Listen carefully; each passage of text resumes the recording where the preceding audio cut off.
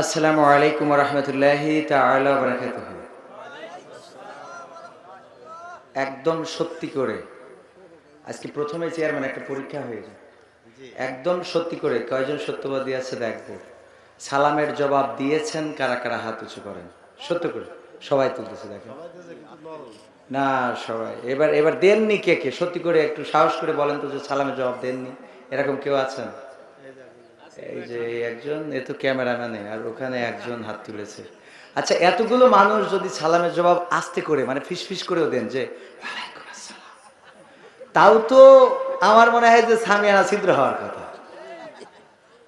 নাকি মেয়ে মানুষ বসায় কেন? পুরুষ মানুষ আছে তো? আসসালামু আলাইকুম ওয়া রাহমাতুল্লাহ। দেখেছেন এই যে তাহলে ফাঁকি দিল আগেরবার উত্তর দিয়েছেন, আমি বিশ্বাস করি যে দিয়েছেন, কিন্তু একটু ফাঁকি দিয়েছেন। আমরা যদি ফাঁকি না দিই তাইলে এই সমাজ সুন্দর হওয়া সম্ভব।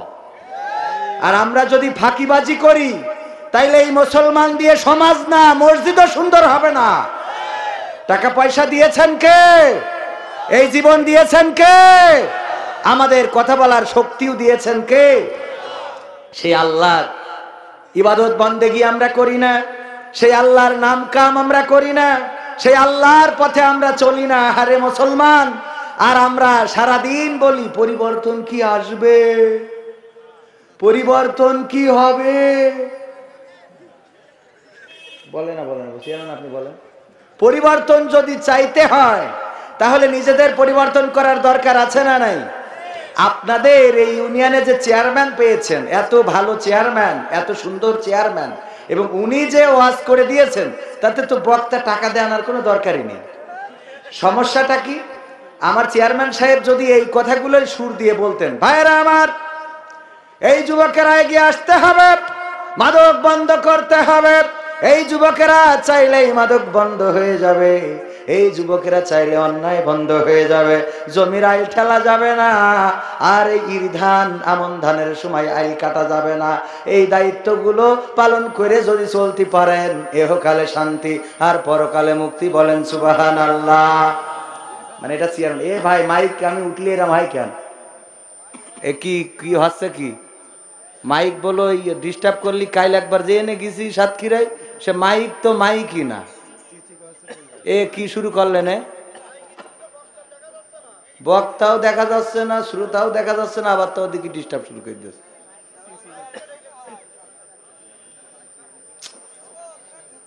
এরা কথা বলতে দেয় না। হ্যাঁ, মাইকিরা ইচ্ছা করে করে কিনা আমি জানি না।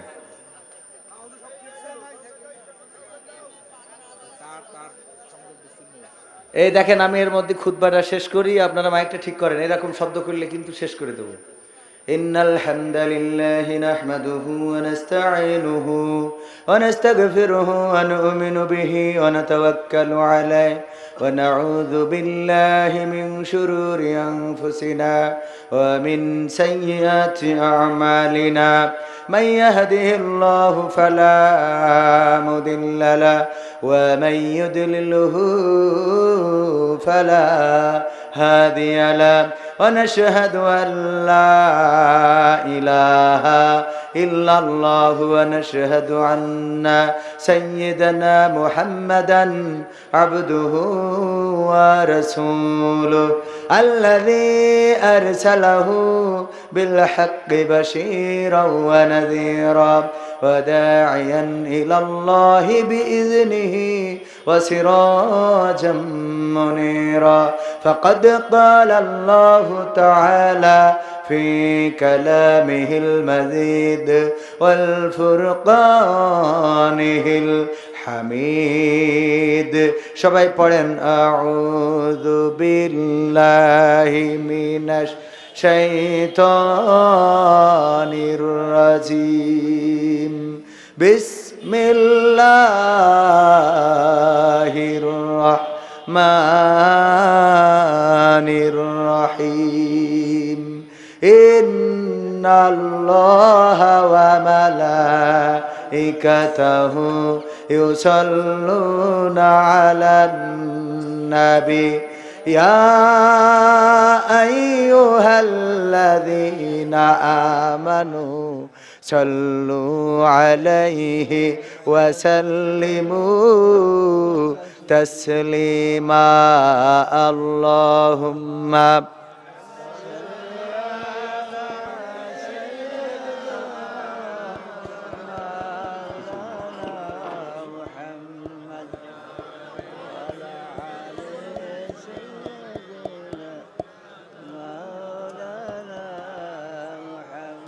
এসো হে রাসূল আবার ফিরে আমাদের মাঝে রে নতুন করে খুদবা দিতে কাবার মিনার পরে আল্লাহুম্মা সাল্লি আলা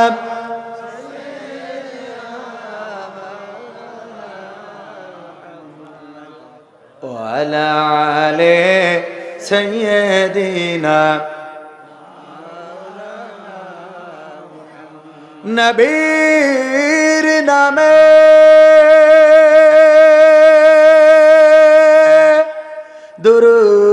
দুরূদ শরীফ পড়িবে যে জন তার জন্যে যে হারাম হবে জাহান্নামের আগুন আল্লাহুম্মা সাল্লি আলা সাইয়্যিদিনা মাওলানা মুহাম্মদ ওয়া আলা আলিহি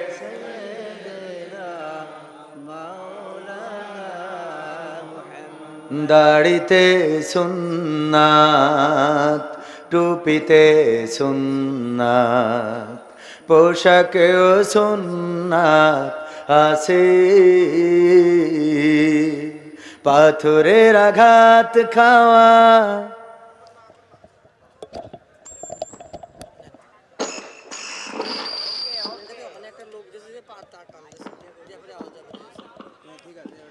দাড়িতে সুন্নাত টুপিতে সুন্নাত পোশাকেও সুন্নাত আছে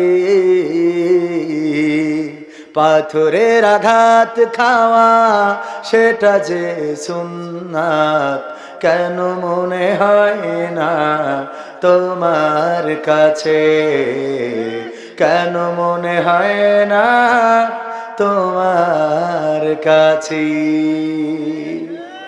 নবীর প্রেমে তুমি দাওয়াতে তাবলীগ ধারণ করেছ বুকে সে তুমি আজ কেন জুলুমের প্রতিবাদে আওয়াজ তোলো না মুখে নবীর প্রেমে তুমি দাওয়াতে তাবলীগ ধারণ করেছ বুকে সে তুমি আজ কেন জুলুমের প্রতিবাদে আওয়াজ তোলো না মুখে মেসওয়াক করো তুমি রোজ প্রতিদিন মেসওয়াক করো তুমি রোজ প্রতিদিন সেখানেও সুন্নাত আছে পাথরের আঘাত খাওয়া মাঝে মাঝে জেলে যাওয়া সেটা যে সুন্নাত কেন মনে হয় না তোমার কাছে কেন মনে হয় না তোমার কাছে মিলাদুন নবীতে বড় সোচ্চার তুমি নাকি দেখানো লোক। সেই তুমি জানলে না আমার রাসূল ছিলেন সফল রাষ্ট্রনায়ক। মিলাদুন নবীতে বড় সোচ্চার তুমি, নাকি দেখানো লোক। সেই তুমি জানলে না আমার রাসূল ছিলেন সফল রাষ্ট্রনায়ক। ওহুদের ময়দানে দাঁত ভাঙা ঘটনা, ওহুদের ময়দানে দাঁত ভাঙা ঘটনা তোমার কিতাবে কি আছে? পাথরের আঘাত খাওয়া, মাঝে মাঝে জেলে যাওয়া, সেটাও সুন্নাত। কেন মনে হয় না তোমার কাছে? কেন মনে হয় না তোমার কাছে? দাড়িতে সুন্নাত, টুপিতে সুন্নাত, পোশাকেও সুন্নাত আছে।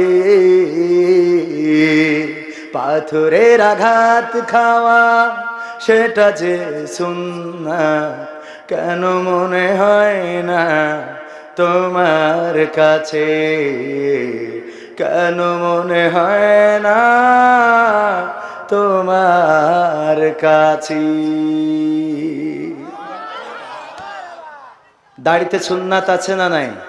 টুপিতে, পাঞ্জাবিতে, পোশাকে, আচারে, ব্যবহারে, রাজনীতিতে, সমাজনীতিতে, অর্থনীতিতে সুন্নাত আছে না নাই? অর্থনীতিতেও সুন্নাত আছে। আমার রাসূল যখন হিজরত করবেন রাতের অন্ধকারে, আলী রাদিয়াল্লাহু তাআলা আনহুকে ডাক দিলেন, দিয়ে বললেন, ওগো আলী, আমাকে তো যেতে হবে, আল্লাহ নির্দেশ করেছেন। বাড়ির চারিদিক ঘিরে ধরেছে, আমাকে হত্যা করবে, আমাকে তো এখন চলে যেতে হবে। ওগো আলী, তোমার দায়িত্ব হলো, আমার কাছে কিছু সম্পদ আছে, অমুকের অমুকের অমুকের এই সম্পদ, এই সম্পদগুলো তুমি আমার গচ্ছিত রাখা আমার কাছে রেখে দিয়েছে আমানত হিসাবে। এই সম্পদগুলো তুমি পৌঁছে দেবে, আর আমার বিছানায় তুমি ঘুমিয়ে যাবে, আমার বিছানায় তুমি শুয়ে থাকবে। ওগো আমার ভাইয়েরা, আল্লাহর নবী আলী রাদিয়াল্লাহু তাআলা আনহুকে দায়িত্ব দিলেন। আলী রাদিয়াল্লাহু তাআলা আনহু বললেন, ওগো নবী, আজকে আপনার বিছানায় আমি ঘুমাবো। সকালবেলা কাফেরেরা এসে যখন কম্বলটা টান দিয়ে আপনাকে পাবে না, আমাকে দেখবে, তখন আমাকে হত্যা করবে, ঠিক না? যাকে মারার জন্য, ধরার জন্য সারা রাত বাড়ি পাহারা দেয়া হলো, ওই বাড়ি থেকে যদি চেয়ারম্যান বের হয়, যত হবে না, হবে না। যে বাড়ি ঘেরাও করে রেখেছে, ধরেন জঙ্গি, আইএস, জেএমবি, জামাত, হেফাজত, অপরাধকারী, যদি ধর্ষণকারী, জেনাকারী হয়, যেই বাড়ি পাহারা দেওয়ার জন্য ধরে পাহারা দিচ্ছে, যেই বাড়ি থেকে আমরা সকালবেলা অভিযান করে ধরবো, এখন সকালবেলা অভিযান করে ধরবে কি, দেখে ইউনিয়নের চেয়ারম্যান ওই বাড়িতে, তাহলে চেয়ারম্যানের কি ছাড় হবে নাকি? এখানে কি পাকাবো? ও আমার ভাইরা, আলী রাদিয়াল্লাহু তাআলা আনহু বললেন, যতই আমার বাবা আবু তালিব এই মক্কার নেতা হোক না কেন, সকালবেলা যখন আপনাকে পাবে না, তখন আমাকে হত্যা করবে। তবে ওগো নবী, আমি কথা দিচ্ছি, যদি বেঁচে থাকি, আপনার দেওয়া আমানত আমি প্রতিটা মানুষের কাছে পৌঁছে দেব। পরের দিন সকালবেলা যখন কাফেররা বাড়িতে ঢুকলো, কম্বলটা টান দিল, দিয়ে দেখলো আলী রাদিয়াল্লাহু তাআলা আনহু ঘুমানো। কাফেররা বলল, এই বিছানায় তো মুহাম্মদ থাকে, ওগো আলী, মুহাম্মদ কই? আলী রাদিয়াল্লাহু তাআলা আনহু বললেন, তোমরা খুঁজে দেখো, সারা রাত তো তোমরাই বাড়ি পাহারা দিয়েছো, আমি তো দিই নাই। বুঝলেননি? সারা রাত বাড়ি। চেয়ারম্যান সাহেব একটু ব্যস্ত রয়েছেন, আল্লাহ চেয়ারম্যান সাহেবকে নেখায়াত দান করুন, বলেন আমিন। এত সুন্দর চেয়ারম্যান, আমি অনেক চেয়ারম্যান দেখেছি, কিন্তু ব্যতিক্রম একজন চেয়ারম্যান পাইলাম। কোরআনের মাহফিলে শুধু বসেনি নাই, কোরআনের পক্ষে কথা বলেছেন। আল্লাহ এই চেয়ারম্যানকে নেখায়াত দিন, বলেন আমিন। আবার আমি দোয়া করে দিলি সমস্যা, দোয়া করে দিলি 5 বছর পরে যদি কাজ হয়ে যায়, তাহলে আমার আর মাহফিল করতে দেবে না। বুঝলেননি? যে চেয়ারম্যান পাশ করে ও বলে অমুক চেয়ারম্যানের পক্ষে দোয়া করে গেছে, কবির বিন সামাদের ঢুকতি দিয়া না। সাতক্ষীরাতে তালা উপজেলায় এক চেয়ারম্যান বসা, মুখে দাড়ি, সুন্দর একজন চেয়ারম্যান। আমি দোয়া করে দিলাম, আল্লাহ তুমি চেয়ারম্যানকে নেখায়াত দাও, আগামীতে আবার যেন পাশ করতে পারে তৌফিক দিয়ে দাও। ও চেয়ারম্যান এইবার ফেল করে মরিয়েছে, আমার কি দোষ? মাহফিল হবে, দাওয়াত টাওয়াত সব কমপ্লিট। মাহফিলের কয়েকদিন আগে বলছে, হুজুর আসা লাগবে না। বললাম কেন?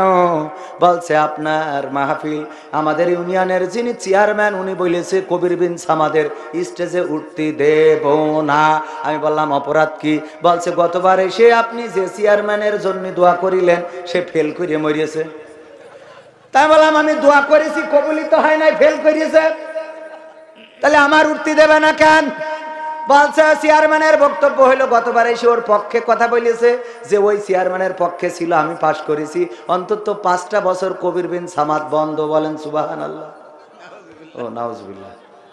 ভাইরা আমার, আমাদের চেয়ারম্যান জনাব মোহাম্মদ আনিসুর রহমান, এই ইউনিয়নের উপর দিয়ে, আপনাদের এই রাস্তার উপর দিয়ে এমন কোন সপ্তাহ নেই যে অন্তত 2বার 3বার যায়নি। এই এলাকাটা আমার এলাকা, আমি আপনাদেরই সন্তান, আপনাদের কারো ছোট ভাই, কারো বড় ভাই, কারো বা সন্তান তুল্য, কারো ছাত্র। আমার উস্তাদও এখানে এসেছেন, গাজীর দরগার শিক্ষক এখানে আছে, এই এলাকায় বাড়ি। আমি এই এলাকার সন্তান, ভেবেছিলাম লোক বেশি পাবো না, কিন্তু আপনারা প্যান্ডেলটাকে ভরে দিয়েছেন এই শীতের রাতে। এটা আমার কোনো কৃতিত্ব নয়, এটা হলো পবিত্র কোরআনের কৃতিত্ব। বলেন ঠিক কিনা?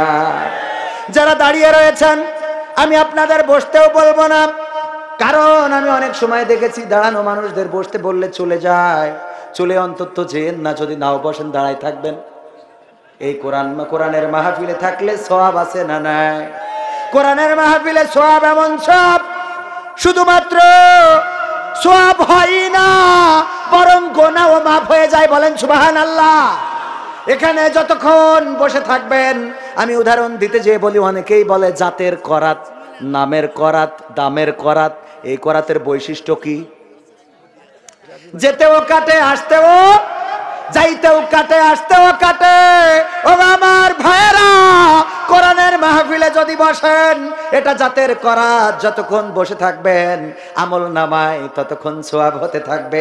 ডান পাশের আমল নামায় সওয়াবটা ভারী হতে থাকে, আর বাম পাশের গুনার খাতা থেকে সগীরা গুনাহগুলো ঝরে যেতে থাকে। বলেন সুবহানাল্লাহ। আবার এই যে সুবহানাল্লাহ বললেন, আল্লাহর নবী সাল্লাল্লাহু আলাইহি ওয়াসাল্লাম বলেছেন, ওগো আমার সাহাবীরা শুনে নাও, ওগো আমার উম্মতেরা শুনে নাও, তোমরা তো জিকির আজগার করো না।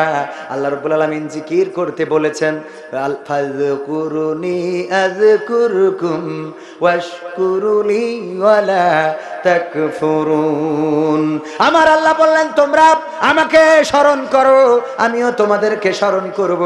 কিন্তু আমরা স্মরণ করি নেইমারকে, স্মরণ করি মেসিকে, ডোনাল্ড ট্রাম্পকে, বাইডেনকে, আমরা স্মরণ করি অং সান সুচি, আব্দুল ফাত্তাহ আল সিসি, এমনকি অনেক নেতা কর্মী আছে তাদেরও স্মরণ করি, কিন্তু আল্লাহর স্মরণ আমাদের মাথার মধ্যে থাকে না। কথা কয় না?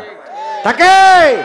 আপনি যদি একবার সুবহানাল্লাহ বলেন, আল্লাহ রাব্বুল আলামিন আপনার আমলনামায় বিশ্ব নবীর হাদিস বুখারী শরীফের বর্ণনায় এসেছে, আপনার আমলনামায় আল্লাহ রাব্বুল আলামিন এত সওয়াব দান করেন, এই আসমানের উপরে জমিনের নিচে যত খালি জায়গা আছে ওই সমপরিমাণ সওয়াব আপনার আমলনামায় লিখে দেয়া হয়।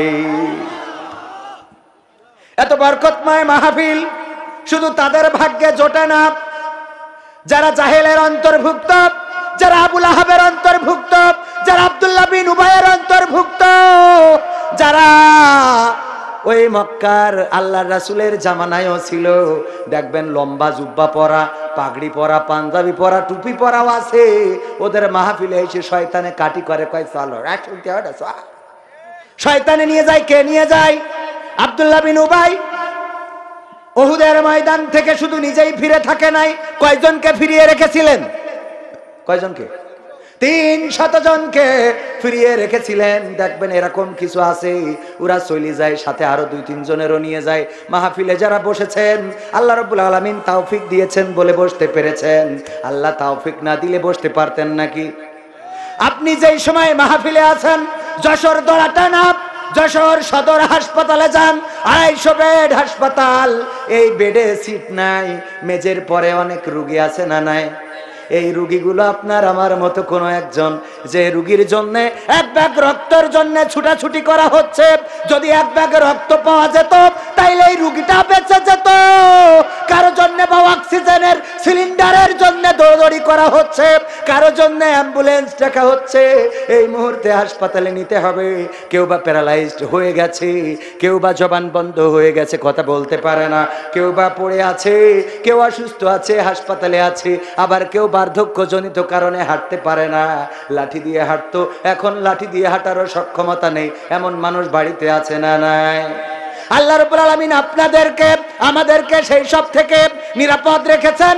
আল্লাহ চাইলে এখন সদর হাসপাতালের একজন রোগী বানাতে পারতেন, আল্লাহ চাইলে ইবনে সিনার একজন রোগী বানাতে পারতেন, আল্লাহ চাইলে স্কয়ার হাসপাতালের একজন রোগী বানাতে পারতেন, কিন্তু না, আল্লাহ রাব্বুল আলামিন তার সুস্থতার নিয়ামত দান করেছেন। আমরা সবাই সুস্থ হয়ে এই মাহফিলে আসতে পেরেছি। সুতরাং এই মাহফিলটা শেষ করে যেতে কি কষ্ট হবে নাকি? কষ্ট হবে। তাইলে কিছু সময় থাকবো এই সমাজ গড়ার জন্য, নতুন একটা সমাজ আনার জন্য। মানুষের কার কাছে আসতে হবে বলেন? আল কোরআনের কাছে আসতে হবে, রাসূলের জীবনের কাছে আসতে হবে। কিন্তু সবচেয়ে দুঃখজনক হলেও সত্য, আজকালকের ছেলেরা বই নিয়ে আর বসে না, গুগলে সার্চ করিয়া পড়ি।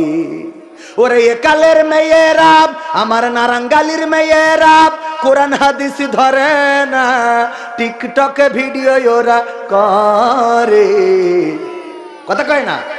আজকালকের ছেলেরা বই নিয়ে আর বসে না, গুগলে সার্চ করিয়া পড়ে। আগের সময় প্রেম করিলে বলতো লোকে পাইছো কি, এখন বলে শখ করিয়া বাবু তুমি খাইছো কি। আগের সময় প্রেম করিলে বলতো লোকে পাইছো কি, এখন বলে শখ করিয়া বাবু তুমি খাইছো কি। লজ্জা শরম নাই, আইলাম কোন জামানায়, লজ্জা শরম নাই, আইলাম কোন জামানায়, ভবিষ্যৎ দেখি অন্ধকারে। আজকালকের ছেলেরা বই নিয়ে আর বসে না, মোবাইলে সার্চ করিয়া পড়ে। ওরে আমার যশোর সদরের মেয়েরা, সবাই না অনেকেই কোরআন হাদিস ধরে না, টিকটকে ভিডিও ওরা করে। আজকালকের ছেলেরা বই নিয়ে আর বসে না, গুগলে সার্চ করিয়া পড়ে। নতুন করে হয়েছে চালু এ আবার কন্টেন্ট। ওই যে আপনাদের এখানে পার্ক হয়েছে, সামনে আছে না নাই, ওখানে এক বন্ধুর সাথে দেখা, দেখি বন্ধুর সাথে আবার এক বান্ধবী রয়েছে। আমি বললাম কিডা, পরিচয় করাই দেখি এই আমার গার্লফ্রেন্ড। কে? নতুন করে হয়েছে চালু এ আবার কন্টেন্ট, পরিচয় করাই দেখি এই আমার বয়ফ্রেন্ড। শরমের মাথা খাইয়া গেছে সব পাগল হইয়া, শরমের মাথা খাইয়া গেছে ওরা পাগল হইয়া, ভবিষ্যৎ দেখি অন্ধকারে। আজকালকের ছেলেরা বই নিয়ে আর বসে না, গুগলে সার্চ করিয়া পড়ে। ওরে কালের মেয়েরা কোরআন হাদিস ধরে না, আমার কালের মেয়েরা, মায়েরা, বোনেরা, ভাবিরা, চাচিরা, খালারা কোরআন হাদিস ধরে না, টিকটকে ভিডিও ওরা করে। আজকালকের ছেলেরা বই নিয়ে আর বসে না, গুগলে সার্চ করিয়া পড়ে। ঠিক না বেঠে? জোরে না আসতে? এই অবস্থা যদি চলতে থাকে এই সমাজের পরিবর্তন আসবে না। এই সমাজের পরিবর্তন যদি আনতে হয় কোরআনের কাছে আসতে হবে, আমার রাসূলের জীবনের আদর্শের কাছে আসতে হবে। কিন্তু না, আমার যুবকেরা মেসির যতটা ভক্ত আছে, নেইমারের যতগুলো ভক্ত আছে, আমার রাসূলের এত ভক্ত বাংলার জমিনে নেই। অনেকেই বলবে হুজুর এই কথাটা মানলাম না। মানলে না কেন? বিশ্বকাপ খেলাকে কেন্দ্র করে বাংলার জমিনে যত পতাকা উড়েছে, এত পতাকা যদি উড়ানোর জন্য আমার যুবকেরা তরুণেরা যদি কালেমার পতাকা উড়ানোর জন্য আন্দোলনে শরিক হতেন, কোরআনের পতাকা উড়ানোর জন্য ওই দুই হাত দিয়ে প্রচেষ্টা করতেন, দুই পা দিয়ে প্রচেষ্টা করতেন, যদি তারা কালেমার পতাকা উড়ানোর জন্য এই পতাকা উড়ানোর জন্য যত কষ্ট করেছে, যত অর্থ সম্পদ নষ্ট করেছে, যদি কালেমার পতাকা উড়ানোর জন্য এই কষ্টগুলো এই যুবকেরা করতো, বাংলার জমিনে কালেমার পতাকা উড়তে বেশি সময় লাগতো না। বলেন ঠিক কিনা?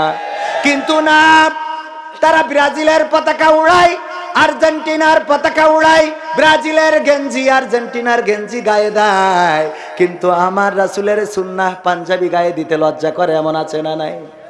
দাড়ি রাখতে লজ্জা করে, আছে না নাই? মসজিদে যেতে লজ্জা করে, আছে না নাই? বলে এই বয়সে যদি নামাজ পড়ি তাইলে মানুষ কি বলবে? এরকম মানুষ আছে না নাই? নামাজ পড়বে বুড়ো হলি, আবার কিছু বুড়ো মানুষ নামাজ পড়তে যায়, ওরা মুসাল্লি টানা তো দূরের কথা আরো ঠেলে বের করিয়ে দেয়। ছেলে পিলে যদি কেঁচা তোর বাপের নাম কে এরাইছিস ছেলে হইলে, তোকে যদি নামাজই ভুল হয়ে যায়, নামাজ ভুল হয়ে যায়, ভুল হবে না কেন? পারা লাগবে তো। যৌবন কালে নামাজ শেখে নাই। আমি ইন্টারভিউ নিলাম, বলেন দেখি ইসলামের স্তম্ভ কয়টা? কয় দুইটা। আমি বললাম কি? বলছে মা বাবার খেদমত করা আর বিয়ে করা। এই হলো কি ইসলামের স্তম্ভ? মা বাবার খেদমত করা আর বিয়ে করা, এইটা নাকি ইসলামের স্তম্ভ? আমি বললাম পবিত্র কোরআনে কয়টা সূরায় আছে? আমার ছুটিপুর বাজার আপনারা সবাই চেনেন, এটা তো ছুটিপুর রোড, ঠিক না? ছুটিপুর বাজারে আমি আমাদের ক্যামেরা নিয়ে ঘুরে বেড়ালাম আর জিজ্ঞাসা করালাম, বলেন দেখি পবিত্র কোরআনে সূরা কয়টা আছে? না, এইটা কইতে পারে না। 100 জনে 90 জনই জানে না আল্লাহ রাব্বুল আলামিনের কোরআনে কয়টা সূরা আছে। আবার ওরা বলে হুজুর আইছেন ভালো কথা, রাজনীতির কথা কবে না। বুঝেননি? পবিত্র কোরআনে সূরা কয়টা কইতে পারে না। পবিত্র কোরআনে কোথায় কি বলেছে কিছুই জানে না। যদি জিজ্ঞাসা করেন, যদি বলেন যে তুমি কি সূরা ফিল পারো, কয় না, ফিলি ফেল মারিছি ওটা পারি না। তাহলে পারো কোনটা? কয় আমি আলাম তারা কাইফা ফেলা পারবানি। যদি বলেন সূরা ইখলাস পড়তে পারো, কয় না ওটা জীবনে শিখি নাই। তাহলে শিখি যাও কোনটা? কয় কুলু হুসুরটা শিখেছি। কুলুহু সূরা পারি কিন্তু সূরা ইখলাস পারি না, এমন মুসলমান আছে না নাই? সালাম দেওয়া ওয়াজিব, পক্ষে কারা কারা সালাম দেওয়া ওয়াজিব? হাত তোলেন, দেখেন ক্যামেরায়, ক্যামেরা হয়ে যাচ্ছে, সালাম দেওয়া ওয়াজিব। সবাই হাত তুলেছে, আমার স্টেজেও হাত তুলেছে, এবার হাত নামান, একটু পরীক্ষা হয়ে যাক, পরীক্ষা নিয়ে ভালো। সালাম দেওয়া সুন্নাহ, এই পক্ষে কিডা কিডা হাত উঁচু করে? ডবল করে হাত তুলছে। আচ্ছা দুইবারই কারা হাত তুলেছেন তারা হাত উঁচু করেন, দুইবারই হাত তুলেছেন। তাহলে ঠিক রে কবরে যাওয়ার পরে যখন ফেরেশতা জিজ্ঞেস করবে তখন তালেন ঠিক নেই কলি হবে নাকি? ওখানে কি কোনো চালাকি খাটবে? একজন নাকি খুব চালাক ছিল, ছেলেদের বলতেছে খুকা আমি মরে যাওয়ার পরে তোরা দয়া করে পুরনো কাপড়ের কাপড় দিয়ে আমার দাফন করবি। বলছে আব্বা পুরনো কাপড় দিয়ে? বলছে সারা জীবন লোক জানে আমি একজন বুদ্ধিজীবী, তো মরার পরেও যদি একটা বুদ্ধিজীবীর মতো কাজ না করি তাইলে তো হয় না। তা বলছে হয় না মানে? পুরনো কাপড় দিয়ে তুমি মরে যাবো, আমাকে তো একটা শখ করে যে বাপের অন্তত নতুন জানাজা কাপড়ের কাপড় দিয়ে মাটি দেবো। তা বলছে না তুই পুরনো কাপড় ম্যানেজ করবি, কইরে তে পুরনো কাপড় দিয়ে আমার কবর দিবি। বলছে আব্বা কেন? এটা অন্তত কয়ে যাও যে বুদ্ধি, তুমি তো বুদ্ধিজীবী, তোমার বুদ্ধির প্রকাশটা দেখাই যাও। বলতেছে দেখ, যখন ফেরেশতারা কবরে এসে জিজ্ঞেস করবে মান রব্বুকা ওয়া মান দীনুকা ওয়া মান নবিয়ুকা, আমি তখন তাল হারাই ফেলতে পারি, সারা জীবন তো ওই তালে চলিনি, হয়তো বলতে পারবো না। এই জন্য ওখানে একটা বুদ্ধির আশ্রয় নেবো। কি বুদ্ধি? বলছে পুরনো কাপড়ের কাপড় দিয়ে যদি কবর দিস, তাহলে ফেরেশতারা এসে যে জিজ্ঞেস করবে, বলবো কয়বার অ্যান্সার দেবো আমি, কয়বার উত্তর দেবো তোমাকে? তো ফেরেশতারা বলবে কেন? বলো কাপড়ের কাপড় দেখে বুঝতে পারছাও না যে আমি কবে গেল লাশ? এখনো তোমার প্রশ্নের উত্তর নেওয়া হয়নি, কবার করিয়ে দেবো। বুদ্ধিজীবী এমন আছে না নাই? এই জন্যই যদি বলা হয় ওয়াজিব কারা ওরা হাত তুলেছে, আমার যদি বলা হয় না সুন্নত কারা ওরা হাত তুলেছে। এত ওয়াজ শুনলাম গোটা জীবন ভর, কিন্তু সালাম দেওয়া যে সুন্নাহ, উত্তর দেওয়া ওয়াজিব, এইটা এখনো জানতে পারলাম না। আবার ওই চার দোকানে বসে বসে ফতোয়া দেবে, কবির বিন ছাওয়াদের কেন নিয়েছে, ও তো একটা নাট্যকার, আর বিড়ি টানবে, কি করবে? হুজুর এই নিয়েছে, হুজুর হইল নাট্যকার, এই হ্যান্ড কি হ্যালো। অথচ সালাম দেওয়া কি এইটা এখনো তাল ঠিক করতে পারে না। মাইন্ড করি না, মানে আপনিও বেকায়দা করে ফেলেছেন। বইলেও মানে কি করবো, সামনের পরে কয়াই যায়, আমি করতে চাই না। আমি গাইব না গান রাজনীতি নিয়ে, করব না রাজনীতি, আমি বলবো না কবু কেউ কখনো করিয়াছে দুর্নীতি। আমি গাইব না গান রাজনীতি নিয়ে, করব না রাজনীতি, আমি বলবো না কবু কেউ কখনো করিয়াছে দুর্নীতি। আমি দশের ক্ষতি দেখেও মনে নেব না কোনো কষ্ট, আমি দেশের কথা ভেবে ভেবে আর করব না মাথা নষ্ট। আমি সোনার দেশে স্বাধীন বেশে ঘুরবো এখন থেকে, আমি কাঁদবো না কবু কখনো কোথাও পরের দুঃখ দেখে। তবে তো আমি পারবো হতে সুশীল নাগরিক, তাই তো আমার বিবেককে জানায় হাজার ধিক। দেখ তোমায় দেখ ও আমার সুশীল নাগরিক। আমি দেখবো না আর দু চোখ মেলে, হোক না যত ক্ষতি, আমি থাকবো খুশি মুক্ত থাকলে আমার চলার গতি। আমি দেখবো না আর দু চোখ মেলে, হোক না যত ক্ষতি, আমি থাকবো খুশি মুক্ত থাকলে আমার চলার গতি।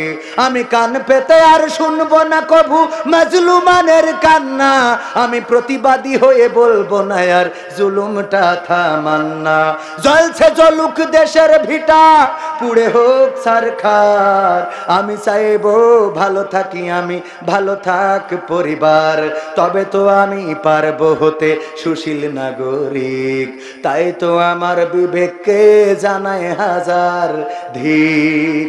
ধিক তোমায় ধিক ও আমার সুশীল নাগরিক। আমি মানবতার দ্বারে দেবতালা মেরে ফেলবো চাবি ছুড়ে, আমি মনের খুশিতে সকাল বিকাল বেড়াবো ঘুরে ঘুরে।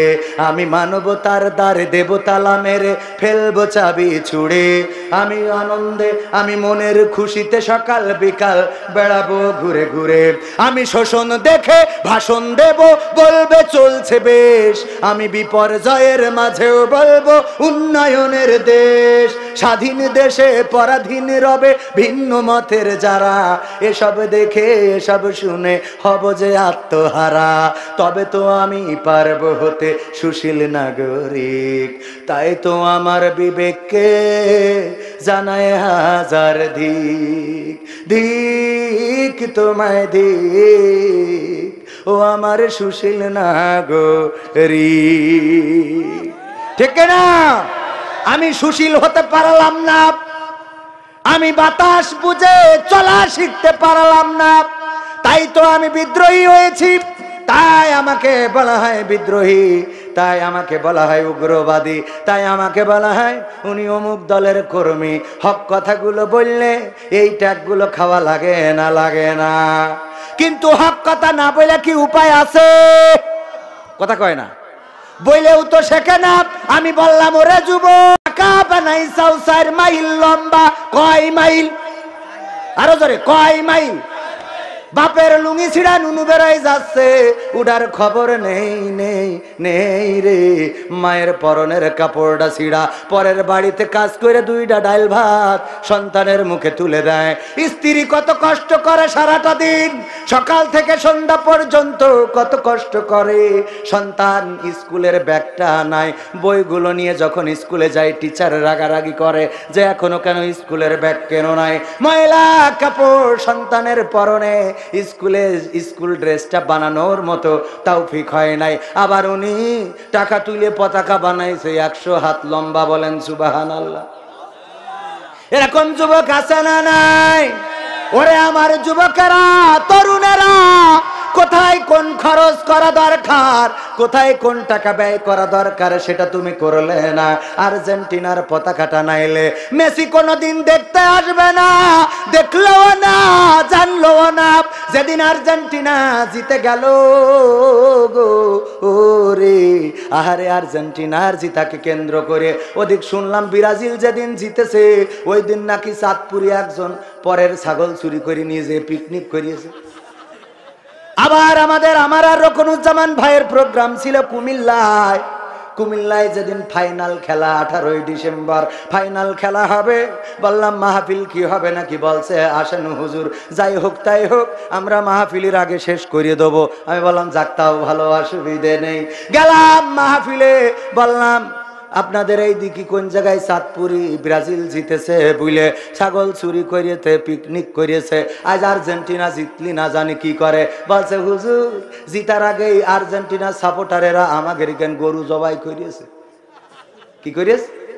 শুধু তাই নাই, সিরাজগঞ্জে গেলাম মাহফিলে, রাত 1টার সময় আর্জেন্টিনার খেলা।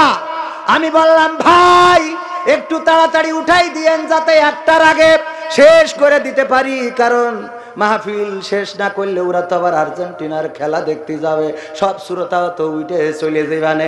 বলছে হুজুর আপনার টেনশন করা লাগবে না রে। আমি বললাম কেন টেনশন করা লাগবে না? বলছে আমরা ঘোষণা দিয়ে দিছি, ওরে যুবকেরা, তরুণেরা, কিশোরেরা, ওরে মুসলমানেরা, তোমরা আইসো কোরআনের মাহফিলে, টেনশন করার কিছু নেই। হুজুর 1টার সময় ওয়াজ শেষ করে দেওয়ার পরে আমরা যে মহিলাদের জন্য প্রজেক্টর ভাড়া করেছি ওইটাই নেই, স্টেজে মারিয়ে দেবো। 1 টিকিটে 2 ছবি মারিয়ে চলে যাবা। সুবহানাল্লাহ বলবেন না? বাজা হুজুর আপনারা যা জিজ্ঞেন বলা দরকার বললেন, আমি তো যুবক মানুষ, ভালো লাইন বুঝি নে, ওদের লাইন বুঝি নে, কনে কোন বে লাইন ওয়াজ করে ফেলি, বলা তো যায় না। চাচাজি আমার কেমন আছেন? ভালো আছেন আলহামদুলিল্লাহ। আপনারা কেমন আছেন? আমি তো সে লাইনে উঠে গেছি, তা খেয়ালই নেই এই কথা জিজ্ঞেস করার। আল্লাহ, এলাকার মানুষ কাইল এমনি যাওয়ার সময় বলবে যে ভাই এমনি আমাদের আইসিল তো একটু খোঁজ খবর নিলে না। খোঁজ নেওয়ার দরকার আছে না নাই? আছে না নাই? এই সমাজকে সুন্দর করে সাজাতে হবে। ওগো আমার তরুণেরা, কিশোরেরা, এই সমাজকে যদি সুন্দর করে সাজাতে হয়, আজকে বাংলাদেশ বিশ্বের 3য় বৃহত্তম মুসলিম দেশ, অথচ এই দেশে চট্টগ্রামের এক কুলাঙ্গার দাবি জানিয়েছে আজানের আওয়াজকে মসজিদের মধ্যে সীমাবদ্ধ রাখতে হবে। বলেন ঠিক কিনা? মসজিদের মধ্যে সীমাবদ্ধ কি আজানের আওয়াজ রাখা যাবে? এই বাংলাদেশে আজানের আওয়াজকে মসজিদের মধ্যে সীমাবদ্ধ রাখতে চায়, অথচ ওরা জানে না, ওরা ভুলে গিয়েছে এই বাংলাদেশ তিতুমিরের বাংলাদেশ, এটা খান জাহানের বাংলাদেশ, এটা শাহজালালের বাংলাদেশ, এটা শাহ মখদুমের বাংলাদেশ, এটা শাহপরানের বাংলাদেশ, এটা শরিয়াতুল্লাহর বাংলাদেশ, এটা বঙ্গবন্ধুর বাংলাদেশ। আর যাই হোক, বাংলার জমিনে আজান বন্ধ হবে না। বলেন ঠিক কিনা? আজান বন্ধ করা যাবে? বন্ধ করা যাবে? যে আজান বন্ধ করতে চায় আর যারা আজানের পক্ষে থাকে সবাই মারা যায় না, যায় না।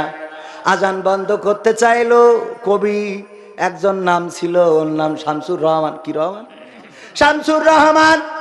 এই কবি বলল যখন মসজিদে আজান হয় মনে হয় আমার কানে যেন বেশ্যার খরিদ্দার ডাকার চিৎকার আসে। বলেন নাউজুবিল্লাহ। সেই কবি বেঁচে আছে নাকি? কিন্তু আজান আছে না নাই? আজান থাকবে তাকবীর থাকবে, আল্লাহু আকবারের আওয়াজ থাকবে। এইগুলো যারা বন্ধ করতে চায় গো, ওরা কালের পরিক্রমায় থাকবে থাকবে না ভাইরা আমার। এই জন্য আজানের পক্ষে থাকার দরকার আছে না নাই? আল্লাহু আকবারের পক্ষে থাকার দরকার আছে না নাই? কোরআনের পক্ষে থাকার দরকার আছে না নাই? আল্লাহ তার রাসূলের পক্ষে থাকার দরকার আছে না নাই? আর তা না হলে আপনি যদি বিপক্ষে যান, মরে যাওয়ার পরে আপনার কবরে রাখার সময় পড়ব বিসমিল্লাহি ওয়া আলা মিল্লাতি নরেন্দ্র মোদি, ঠিক না? আপনি যদি আমার রাসূলের দল না করেন, যদি আমার আল্লাহর কোরআনের পক্ষে না চলেন, মরার পরে রাসূলের দলে কি করে তুলে দিয়ে যাব? এই জন্যে ইমামেরা সাবধান হয়ে যান। যেই মানুষটা সারা জীবন রাসূলের দলে চলল না, রাসূলের পক্ষে কথা বলল না, যারা আল্লাহু আকবার বন্ধ করতে চাইল, আমি মাঝে মাঝে বলি, আপনি আল্লাহু আকবারের বিরুদ্ধে কথা কিভাবে বলেন? অথচ আপনার জন্মের সময় কানে আজানটা ফুঁকা হয়েছিল। প্রথম শব্দটা কি ছিল? প্রথম শব্দ কি ছিল? আল্লাহু আকবার। বাম ডান কানে আজান, বাম কানে ইকামত। এই আকামত আকামত, এটার প্রথম শব্দ কি ছিল? আল্লাহু আকবার। আপনি প্রথম যে আওয়াজ শুনলেন সেটা আল্লাহু আকবার। আপনি সারাদিন প্রতিদিন ঘুম থেকে উঠে এবং ঘুমোতে যাওয়ার আগ পর্যন্ত আওয়াজ শোনেন আল্লাহু আকবার। এমনকি মারা যাওয়ার সময়, মারা যখন যায়, জানাজা যখন পড়ায়, তার জন্য জানাজায় শেষ শব্দ কি হয়ে যায়? আমি বলি, যারা আল্লাহু আকবারের বিরুদ্ধে, আমরা তাদের বেলায় বলবো হরে কৃষ্ণ, হ্যাঁ? তারপরে আমরা সানা পড়বো, তারপরে বলবো কৃষ্ণ কৃষ্ণ, তারপরে আমরা দুরুদ পড়বো, তারপরে আমরা বলবো রাম কৃষ্ণ, তারপরে আবার কি পড়বো? দোয়া, জানাজার দোয়া পড়বো, তারপরে যাইয়ে বলবো ওং শান্তি নমো নমো আসসালামু আলাইকুম রহমাতুল্লাহ, আসসালামু আলাইকুম রহমাতুল্লাহ, ঠিক না? কারণ আল্লাহু আকবার তো তোমার ভালো লাগে না, কথা কয় না? আল্লাহু আকবার যার ভালো লাগে না, তার জানাজায়ও আল্লাহু আকবার উচ্চারণ আমরা করা যাবে। অথচ আল্লাহু আকবারের বিরুদ্ধে যারা কথা বলে, গতকালকেও মাহফিল পাটকেল ঘাটা একজন হিন্দু মানুষ, নাম হলো তাপস, আমাকে ফোন করে বলছে, তাপস দা, তার একটা স্বর্ণকারের দোকান আছে পাটকেল ঘাটায় বাজারে, তাপস স্বর্ণাকার না কি যেন, তাপস স্বর্ণের, যাই হোক ওই যা নাম থাকে সেইভাবে। এই তাপস ও আমাকে বলল, ভাই আমি আপনার ওয়াজের ভক্ত, আপনার আলোচনার ভক্ত, খুব বড্ড ভালো লাগে, যদি একটু যাওয়ার সময় আমার স্বর্ণালঙ্কারের দোকানে যদি একটু পদধূলি দিয়ে যান, তাইলে অনেক কৃতজ্ঞ থাকবো। কিন্তু দুঃখজনক ব্যস্ততার কারণে হয়ে ওঠেনি। আমি যখন পৌঁছালাম, একজন যুবক মানুষ, ইয়াং মানুষ, সুদর্শন চেহারা, আমার ফোনেও ছবি উঠানো রয়েছে, এসে বলতেছে, ভাই আপনি আমাকে চিনবেন না, আমি আপনার বড় ভক্ত, আমার নাম তাপস, আমি আপনাকে ফোন করেছিলাম, আমি বুঝতে পেরেছি আপনি ব্যস্ততার জন্য আসতে পারবেন না, এই জন্য আপনার মাহফিলে আমি ছুটে এসেছি গো ভাই। আমি বুকের সাথে টেনে নিলাম, বললাম, ভাই এসেছেন, অনেক কৃতজ্ঞ, আপনি দাওয়াত করেছিলেন, কিন্তু ব্যস্ততার জন্য যেতে পারি নাই। বলল, ভাই আমি কিছুই আনতে পারি নাই, আপনার জন্য ছোট্ট একটা হাদিয়া এনেছি, আশা করি এটা গ্রহণ করবেন। আজকে প্যাকেটটা খুলে দেখি, একটা হাজি রুমাল একজন হিন্দু মানুষ আমার জন্য এনে দিয়ে গিয়েছে। চাঁপাইনবাবগঞ্জে গেলাম, হঠাৎ করে একজন ইয়াং যুবক কয়েকজনের সাথে এসে বলছে, ভাই আমি মুসলমান হতে চাই। আমি বললাম, কেন, কোনো জায়গায় প্রেম করিসাও নাকি? যে প্রেমের টানে দড়ি ছিঁড়ে যায় রে, আছে না নাই? আমেরিকাতে তরুণী ঢাকায় কিসের টানে? কে টানে? তরুণীর বয়স কত? 54 বছর। কয় বছর? বিদেশতে আসলেই তরুণী হয়ে যায়। বিদেশতে আসলেই কি দেখবেন, পত্রিকার নিউজ, টেলিভিশনের নিউজ, প্রেমের টানে মালয়েশিয়ান তরুণী বাংলাদেশে, প্রেমের টানে অস্ট্রেলিয়ান জার্সি বাংলাদেশে, প্রেমের টানে আমেরিকার কুত্তা বাংলাদেশে, এমন প্রেমের টান ধরে গো ওদের। আবার নিউজ লেখে কি, তরুণী তরুণী তরুণী, অথচ দেখা যায় দাঁত পড়ে গেছে, নতুন করে আবার দাঁত লাগাইছে, দাঁত পড়া তরুণী। এইগুলো সব তরুণী, এই তরুণীগুলো প্রেমের টানে দড়ি ছিঁড়ে বাংলাদেশে আসে। আর বাংলাদেশের মানুষেরও প্রেমের টানটা কত বড়, আমেরিকা, ইউরোপ, লন্ডনেতে টেনে নিয়ে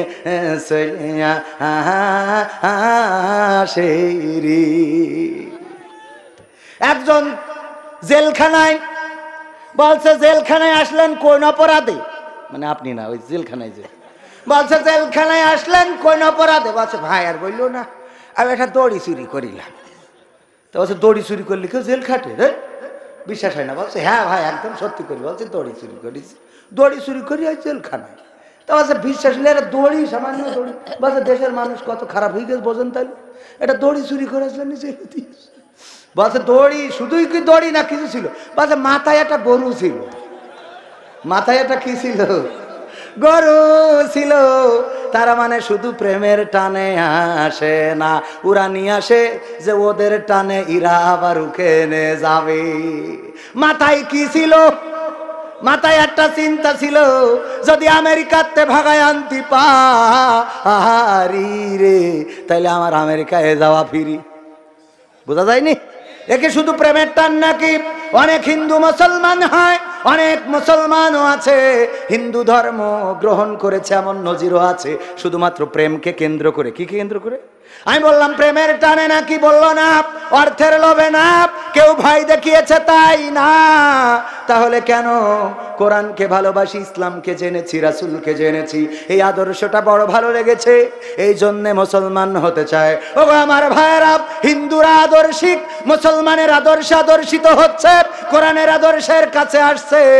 আর আমার দেশের মুসলমানেরা ঘোষণা করে ওই যে পুকি ইবা কি যার যার ধর্ম, যার যার উৎসব। কথা কয় না? ধর্ম যার যার উৎসব। সবার বলার মতো লোক আছে না নাই? আছে না নাই? ভাই উঠছেন কেন? সময় তো আর বেশি নেব না, 12টার মধ্যে শেষ করে দেব। কিন্তু এইটুক টাইম যারা ধৈর্য ধরে থাকতে পারেন না, তাদের মেশিনের অবস্থা কি আল্লাহ সেই ভালো জানে। বোঝেননি? যে উঠবে খেয়াল করবেন। সেদিন দেখি বগুড়ায় আমি আর আব্দুল্লাহ আলামিন ভাই, মানুষ উঠছে, তা বলছে এই ডায়াবেটিস ভাই। আব্দুল্লাহ আলামিন ভাই বলছে এ বলেন কেন, ডায়াবেটিস বলছেন কেন? কয় তাছাড়া ওইটিস আছে কেন? ডায়াবেটিস ওইদিকে একটা গালি। কি এই জন্য উঠবেন না। এখানে বসলে, আমি তো ছোট মানুষ, আমার কথা আপনাদের ভালো নাও লাগতে পারে, এটা অস্বাভাবিক কিছু না। এই যেমন অনেকেই দাঁড়ায় রয়েছেন, আমি তো বলেছি দাঁড়ায় থাকবেন, আমি বসতে বলবো না, বসতে বললে ওরা চলে যায়। আমি খেয়াল করে দেখেছি, এই জন্য দাঁড়ায় থাকেন যতক্ষণ পারেন। যদি সকাল হয়ে যায় অসুবিধা নেই, থাকেন। দাঁড়ায় থাকলেও সোয়াব আছে না নাই? তবে যদি আপনি বসেন এটা উত্তম। এখানে বসলে আল্লাহ রাব্বুল আলামিন আপনার নিয়ামত বাড়িয়ে দিবেন, রহম করবেন খুব বেশি। বলেন সুবহানাল্লাহ। وَإِذَا قُرِئَ الْقُرْآنُ فَاسْتَمِعُوا لَهُ وَأَنصِتُوا لَعَلَّكُمْ تُرْحَمُونَ। আমার আল্লাহ বলছেন, যখন তোমাদের সামনে কোরআন পড়া হয়, কোরআন থেকে তেলাওয়াত করা হয়, তখন তোমরা তোমাদের হৃদয়ের কান দিয়ে শোনো, যাতে করে তোমাদের উপরে আল্লাহর রহমত বর্ষণ হতে পারে। বলেন সুবহানাল্লাহ। আল্লাহর রহমত আমরা চাই না? চাই না? আল্লাহর রহমত যদি চাই, এই মাহফিলে বসলে আল্লাহ রহম করবেন। ভাইরা আমার, আগামী বছর এই মাহফিল পাবো এমন কোন নিশ্চয়তা আমাদের নেই। সুন্দর একটি সমাজ বিনির্মাণের জন্য কোরআন জানার, কোরআন মানার, কোরআন বোঝার দরকার আছে না নাই?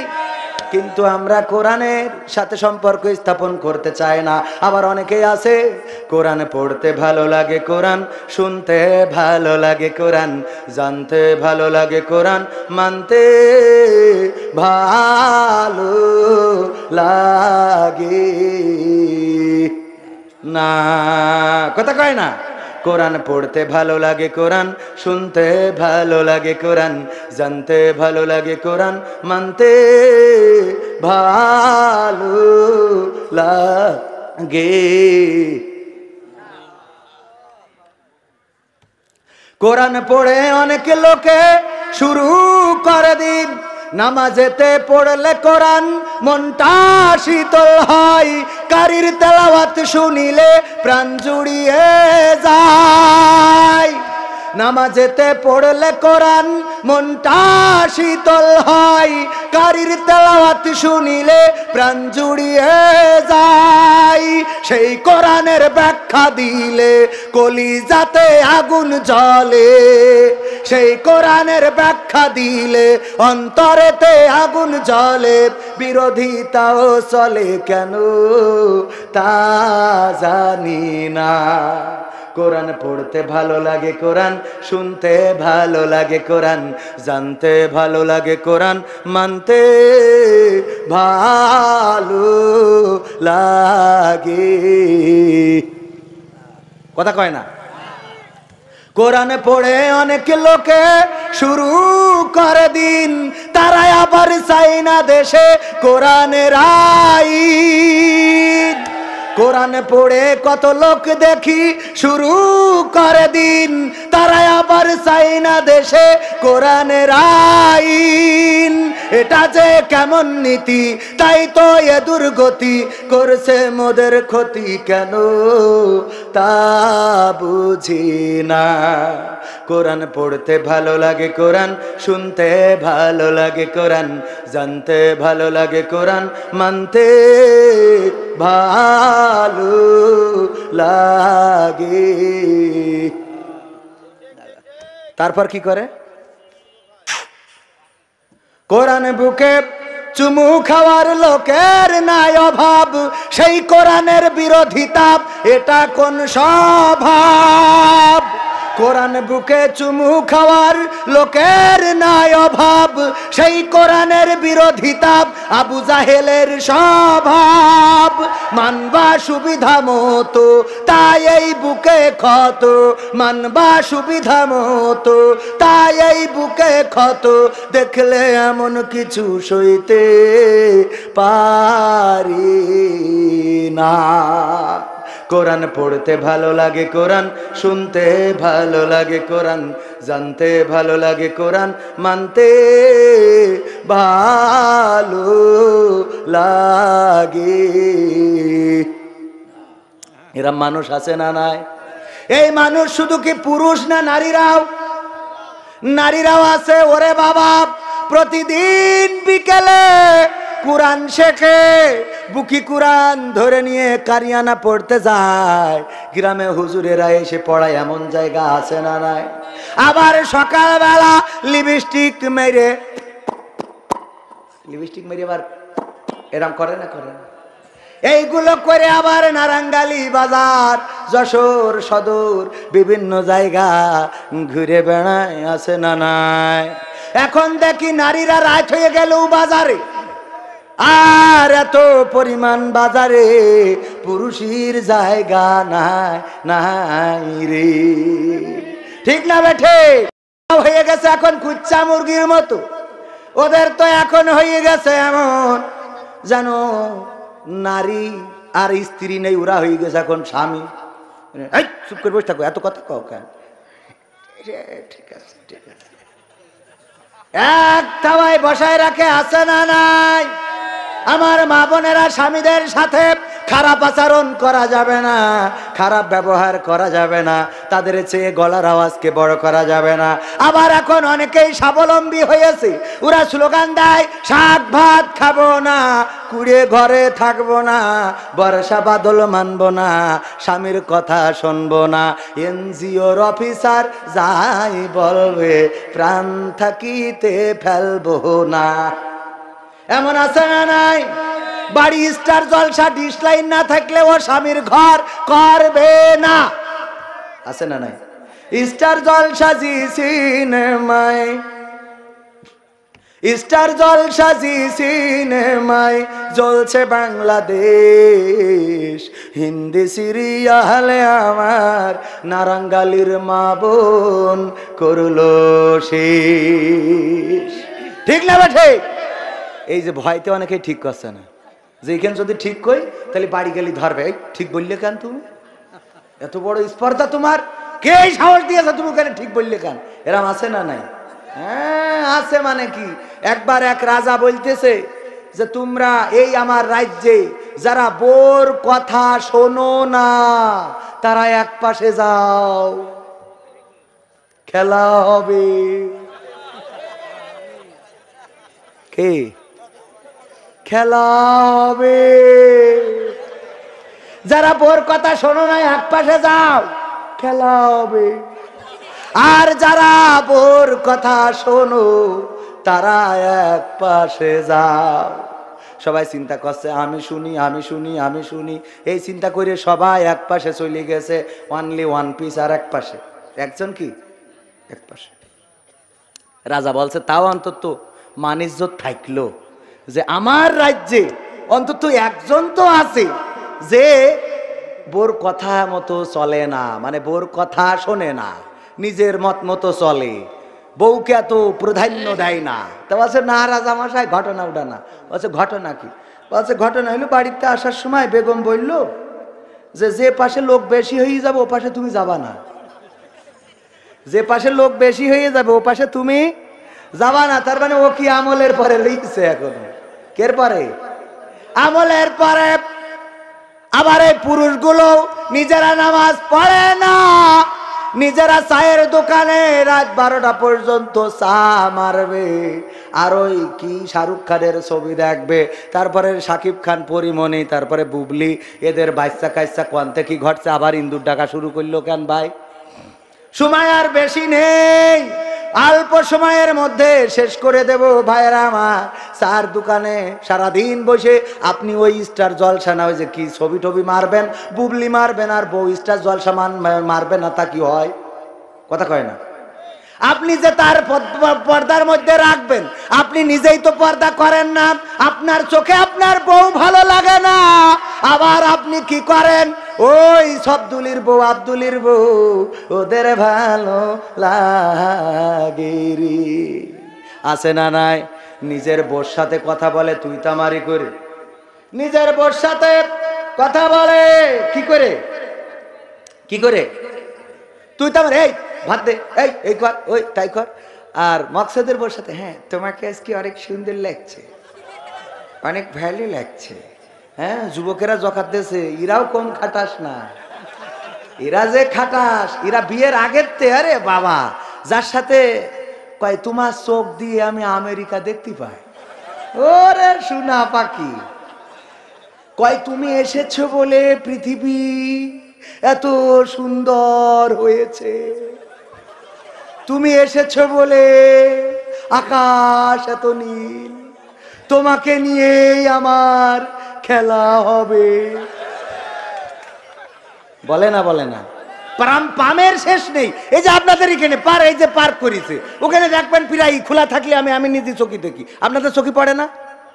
এই যে পাম মারে, কয় তোমার আমার আমেরিকায় যাওয়া লাগবে না, লন্ডনে যাওয়া লাগবে না। কেন? কয় তোমার চোখের দিকে তাকালে আমি আমেরিকা লন্ডন দেখি, তোমার চুল যেন চুল নয়, এ যেন কেউটোর ল্যাস। পাম দিতে দিতে আরে বাবা, তুমি এসেছো বলে পৃথিবী এত সবুজ, তুমি এসেছো বলে রয়্যাল বেঙ্গল টাইগার এত ভয়ঙ্কর। আছে না নাই? পাম মারে একজনের, এই পাম মারার আবার অনেকের একটু বেলাইনের পাম আছে। সেটা হলো একজন মানি ব্যাগে তার স্ত্রীর ছবি রাখে। কার ছবি? কথা কয় না। এরকম আছে না নাই? আমার মানি ব্যাগও আছে, আমার বেগমের ছবি আছে। তো স্ত্রী বলছে তুমি মানি ব্যাগে এত যত্ন করি আমার ছবিটা রেখে দাও, বড্ড ভালোবাসো তাই না? তো বলছে বাসি মানে কি, অনেক ভালোবাসি। তা বলছে তা এই যে মানি ব্যাগে যে ছবি রাখো তোমার কি কোনো উপকার হয়? তা বলছে তো উপকার হয় না, আমি যখন বিপদে পড়ি আমি তখন তোমার এই মানি ব্যাগটা বের করি, আমি তোমার ছবিটার দিক তাকাই, তাকালে আমার সেই বিপদটা হালকা হয়ে যায়। তা বলছে কি খুশি আমার যে লাগছে আজকে, আর আমি তোমার সাথে কত দুর্ব্যবহার করি, আমি আসলে ভুল হয়ে গেছে। একটা কথা বলো, আসলে তোমার এই যে আমার ছবি দেখি তোমার বিপদ হালকা হয়ে যায় কিভাবে? তা বলছে বিপদ হালকা হয় কিভাবে? ধরো খুব বিপদে পড়ে গেছি, হঠাৎ মানি ব্যাগ থেকে যখন তোমার ছবিটা দেখি তখন মনে হয় আর কি বিপদ, বড় বিপদ তো বাড়ি আছে। বড় বিপদ কনে বাড়ি, তখন ওই বিপদ আর কিছু মনে হয় না, ওইটা ছোট হয়ে যায়। বলছে ওরে হারামি রে, আমি তাহলে এর খেদমত করেছি সেই তৈরি। আছে না নাই? ও আমার ভাইরা হিকমত করে চলবেন, হিকমত করে চলা ছাড়া উপায় নেই। কারণ আমার মা বোনেদের খুশি করার কোনো লাইন নেই।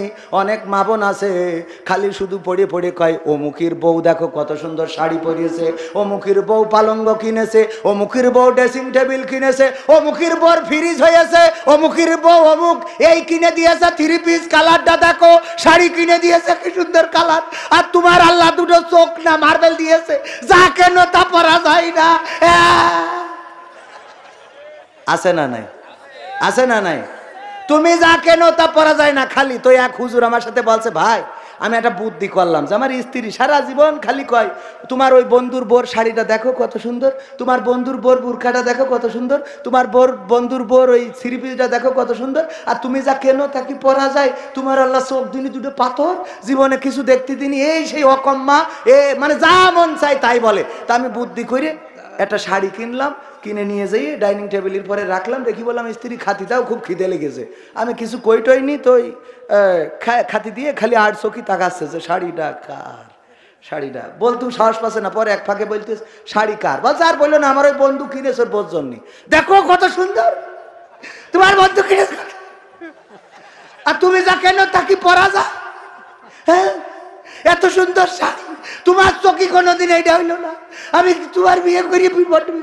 এইগুলো যেই বলিয়েছে বলার পরে বলছে, আমি চিন্তা করলাম যে তাহলে মনে হয় শাড়িটা পছন্দ হয়েছে। আমি খাওয়া দাওয়া শেষ করি, বললাম স্ত্রী শাড়িটা কি তোমার পছন্দ হয়েছে? তা বললি পছন্দ হয়েছে তো তুমি কেন নি, তোমার বন্ধু কিনেছ বলি কালারটা এত সুন্দর পছন্দ হয়েছে। তা বলছে এক কাজ করো শাড়িটা তুমি নাও, তুমি শাড়িটা নিয়ে নাও, আমি আমার বন্ধুর বুঝাই দিবানে, যা হাই হবে না আমার ফাঁসিই দেবে, তার বাইরে তো কিছু না, তোমার জন্য ফাঁসি হলেও আমার অসুবিধে নেই। তো এই বললি ও খুব খুশি হয়ে যাক শাড়িটা পেয়েছে, ভালো একটা শাড়ি। শোয়ার সময় আমি বললাম স্ত্রী ঘুমলি তো মানুষ মরা, কাল যদি জাগি তাইলি ফজর, না জাগলি কবর। তো একটা কথা বলিয়ে যেতে চাই, সেটা হলো শাড়িটা কি তোমার সত্যিই পছন্দ হয়েছে? বলছে আল্লাহর কিরে আমার পছন্দ হয়েছে। এটা তো তুমি কেন নি, তোমার বন্ধু না কিনলে এত ভালো শাড়ি হইতো না। তা বলছে যে আসলে একটা সত্যি কথা বললেই মরতে চাই, যদি আজকে মরি যায় বলা যায় না। তা তুমি বিশ্বাস করো আমি তোমাকে ভালোবেসে আমি নিজে চয়েস করি পকেটের টাকা দিয়ে শাড়িটা কিনে নিয়ে আইছি। তা বাসে তাহলে রং থাকবে না, বাসে তাহলে রং থাকবে না, কারণ তুমি কিনলি তাতে রং থাকার কথা না, বুঝেননি? মানে কোনো পালি সাইজ করা যায় না এমন নারী আছে না নাই? ওগো আমার মা বোনেরা, স্বামীদের এত প্রেসারে রাখা যাবে না, স্বামীদের সাথে ভালো ব্যবহার করতে হবে। যেমন ব্যবহার করেছেন আমার বিশ্ব নবীর সঙ্গিনীগণ, যেমন ব্যবহার করেছেন নবীদের স্ত্রীগণ, যেমন ব্যবহার করেছেন আমার নবীর কন্যা মা ফাতেমা রাদিয়াল্লাহু তাআলা আনহা। ও আমার মা বোনেরা, আম্মা খায়সাম আম্মা আয়েশা রাদিয়াল্লাহু তাআলা আনহা একদিন রাসূলকে গোসল করাচ্ছেন। অনেকেই জানেন রাসূল চেয়ারের পরে একটা চৌকির পরে বসেছেন, চৌকির উপরে পানি ঢালছেন আর পানিটা গড়িয়ে যাচ্ছে, আল্লাহর রাসূলকে গোসল করাচ্ছেন। ওই পানি যখন গড়িয়ে সামনের দিকে গেছে, আল্লাহর নবী দেখেন পানিতে রক্তের মতো কি যেন দেখা যায়। আল্লাহর নবী বললেন, ওগো আয়েশা আমি গোসল করছি, তুমি আমার গায়ে পানি ঢালছো, এই চৌকিতে বসেছি, পানিটা গড়িয়ে যাচ্ছে, ওই পানিতে যেন রক্তের মতো কি দেখা যাচ্ছে, বলো দেখি আয়েশা ওটা কি? আম্মা আয়েশা বললেন, ওগো নবী আপনি যখন চৌকিটার উপরে বসেছেন তখন অজ্ঞতা বশত অথবা অসতর্কতা বশত আমার একটা পায়ের আঙ্গুল আপনার এই চৌকির নিচেই পড়ে গেছে, চৌকির নিচে পড়ার কারণে আমার ওই আঙ্গুলটা ফেটে যে রক্ত বের হচ্ছে সেই রক্তটাই গড়িয়ে যাচ্ছে। আল্লাহর নবী তাড়াতাড়ি করে উঠলেন, চৌকিটা সরালেন, তারপরে আম্মা আয়েশা রাদিয়াল্লাহু তাআলা আনহার সেবা করলেন, বললেন ওগো আয়েশা তোমার পায়ের আঙ্গুলটা ফেটে গেল, আমার চৌকির নিচে পড়ে তোমার পায়ের আঙ্গুলটা ফেটে রক্ত বের হয়ে গেল, সেই রক্ত পানিতে গড়িয়ে গেল, পানিতে ভেসে গেল, কিন্তু একবারের জন্য তুমি একটু উষ্টিস করলা না, একবারের জন্য তুমি আহ পর্যন্ত করলা না। ওগো আয়েশা তুমি কি কোনো ব্যথা পাওনি গো আয়েশা? আম্মা আয়েশা বললেন, ওগো নবী আপনার চৌকির তলায় পড়ে শুধুমাত্র একটা পায়ের আঙ্গুল ফেটে রক্ত বের হয়ে গেছে, এই চৌকির তলায় যদি আমার কলিজাটা পড়ে যেত আর কলিজাটা ফেটে রক্ত বের হয়ে যেত, তবু আমি একবার বলতাম না ওগো বিশ্ব নবী আপনার চৌকির তলায় কলিজাটা পড়েছে, একটু উঠে দাঁড়ান। আল্লাহু আকবার, আল্লাহু আকবার বলবেন না? আর আজকের নারীরা চৌকির তলায় তো দূরের কথা, যদি একটু 19 থেকে 20 হয়, মানে হঠাৎ করে কোনোভাবে একটু ঘা লেগেছে, কানা নাকি তুমি? চোখে দেখতে পাচ্ছ না? গুত্ত কার সাথে যে আল্লাহ বিয়ে দিয়েছে আমার, আছে না নাই? কানা কানকে ঢালা কানা। এরকম আচরণ কি করা যাবে? যাবে না। এই ওয়াজগুলো আমার মা বোনদের শোনার দরকার আছে না নাই? কিন্তু এই ওয়াজগুলো এখন শোনে না। ওরা ওই যে স্টার রে সংসারে অশান্তি এখন যেন বেসিক হয়ে গেছে। পরকীয়া এটা কিছুই মনে হয় না, আরেকজনের সাথে ফোনে কথা বলা কিছুই না। হ্যাঁ বল্টু ভাই, হ্যাঁ আমাকে কেমন লাগছে দেখেন তো, হ্যাঁ লিপস্টিকটা অনেক সুন্দর হয়েছে না, নারায়ণগালি বাজারটা কিনেছি। হ্যাঁ আপনিও যে চুলের কাটিংটা করেছেন, কোথা থেকে করেছেন? কুত্তা কাটিংটা বেশ ফাইন লাগছে, আছে না নাই? সুন্দর করে কথা বলে। এর মধ্যে যদি স্বামী কল দেয়, স্বামী যদি কল দেয়, বিদেশে থাকে, নারায়ণগালির অনেকেই প্রবাসে আছে না, স্বামী যদি কল দেয়, হ্যাঁ বল্টু ভাই একটু একটু ওয়েট করেন, আমি কল ব্যাক করতেছি, একটু ওয়েট করেন।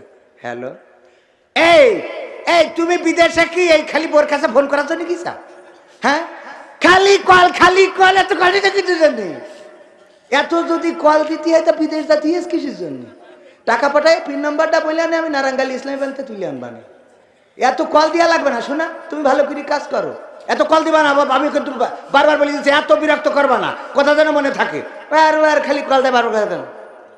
হ্যাঁ বল্টু ভাই, হ্যাঁ হ্যাঁ কেমন আছেন বল্টু ভাই? হ্যাঁ ওই পাগলটা কল দিয়েছিল, আছে না নাই? আবার পুরুষরাও এই খাটাস, আছে না নাই?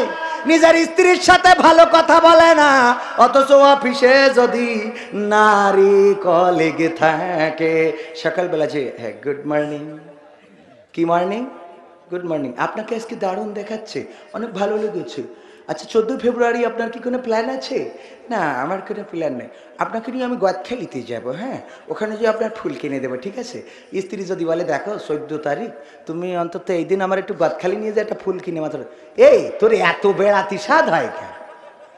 তোমার 14 তারিখে বেড়াতি হবে তোমার? এরকম আছে না নাই? পরের বর্ষাতে আরে বাবা ও ভাবি, ভাবি হ্যাঁ ভাবি কেমন আছেন? পাকামো করা যাবে, পরকীয়া করা যাবে। আর যে কিবরিয়া, কি কিবরিয়া নাম শুনেছেন আপনারা?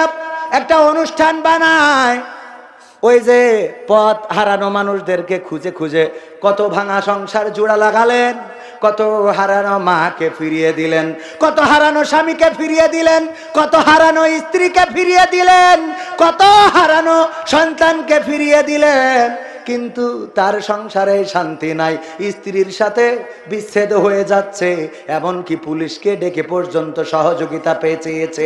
পত্রিকায় এসেছে নারীর অত্যাচারে অতিষ্ঠ হয়ে গিয়েছেন, স্ত্রীর অত্যাচার আর সহ্য করতে না পেরে পুলিশকে পর্যন্ত ডেকেছেন। কারণ তার স্ত্রী যতটুকু জেনেছি, তার আপন মাকে মানে ওই স্ত্রীর শাশুড়ি, তার মানে আর যে কিবরিয়ার মাকে পর্যন্ত বাসায় আনতে দেয় না। এমন মানুষ, এমন স্ত্রী বাংলার জমিনে আছে না নাই? মাকে ভালো চোখে দেখে না, শাশুড়িকে ভালো চোখে দেখে না, ছেলের মাকে বাবাকে সহ্য করতে পারে না। আবার অনেক নারী আছে পুত্রবধূকে ভালো চোখে দেখে না, পুত্রবধূকে সহ্য করতে পারে না, অথচ একটু পরিবর্তন হইলেই হয়ে যায়। যদি শাশুড়ি চিন্তা করে আমার পুত্রবধূ কারো না কারো কন্যা, ঠিক কিনা? কারো না কারো মেয়ে, কারো না কারো বোন, কারো না কারো স্বজন, আমি তাকে কষ্ট দেব না, এমন চিন্তা যদি শাশুড়িরা করে, তাইলে এই সংসারে অশান্তি আসবে না। কিন্তু আমাদের শাশুড়িরা কেমন? মেয়ে যদি জামাই বাড়ি খুশি থাকে, তাইলে গল্প দিয়ে বেড়ায়, আমার মেয়ে আমার জামাই তুলনা হয় না। কয় তোর জামাই তোর জন্য মাছ কিনে আনে? কয় না। কয় আমার জামাই এইরকম বড় ইলিশ মাছ কিনে নিয়ে আসে। জীবনে এইরকম বড় ইলিশ মাছ কেউ দেখিনি, কিন্তু কত বড় এইরকম বড় ইলিশ মাছ কিনে নিয়ে আসে।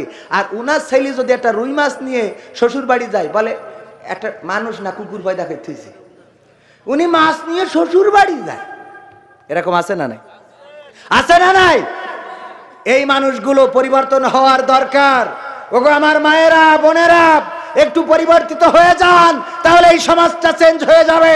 আর যে কিবরিয়া, কত মানুষের সংসারে জোড়া লাগালেন, অথচ নিজের সংসারে এত বড় অশান্তি নিয়ে বসবাস করেন, যেটা ভাষায় প্রকাশ করার মতো নয়। ওগো নারীরা, মায়েরা, বোনেরা, এই চেহারা চিরদিন থাকবে না, এই সৌন্দর্য থাকবে না। একদিন সোজা মানুষটা কুজা হয়ে যাবেন, একদিন আপনার চোয়ালে ভাঁজ পড়ে যাবে। আপনার সুন্দর চেহারার দিকে মানুষ তো দূরের কথা, কুকুরও তাকাবে না, ঠিক না? ও পুরুষদের দিকে তাকাবে নাকি? পুরুষরাও যখন বুড়ো হয়ে যাবে, তখন তাদের কথা শোনার মতো মানুষ পাওয়া যাবে না, ঠিক না বে ঠিক? কি হবে বেঁচে থেকে অযথা বিদ্যা শিখে, যদি না গড়তে পারি শোষণবিহীন সমাজটাকে? কি হবে বেঁচে থেকে? কি হবে ছাত্র সেজে চুমু খেয়ে সনদ খানা, যদি হয় বিদ্যালয়টা বুবলিদের আড্ডাখানা?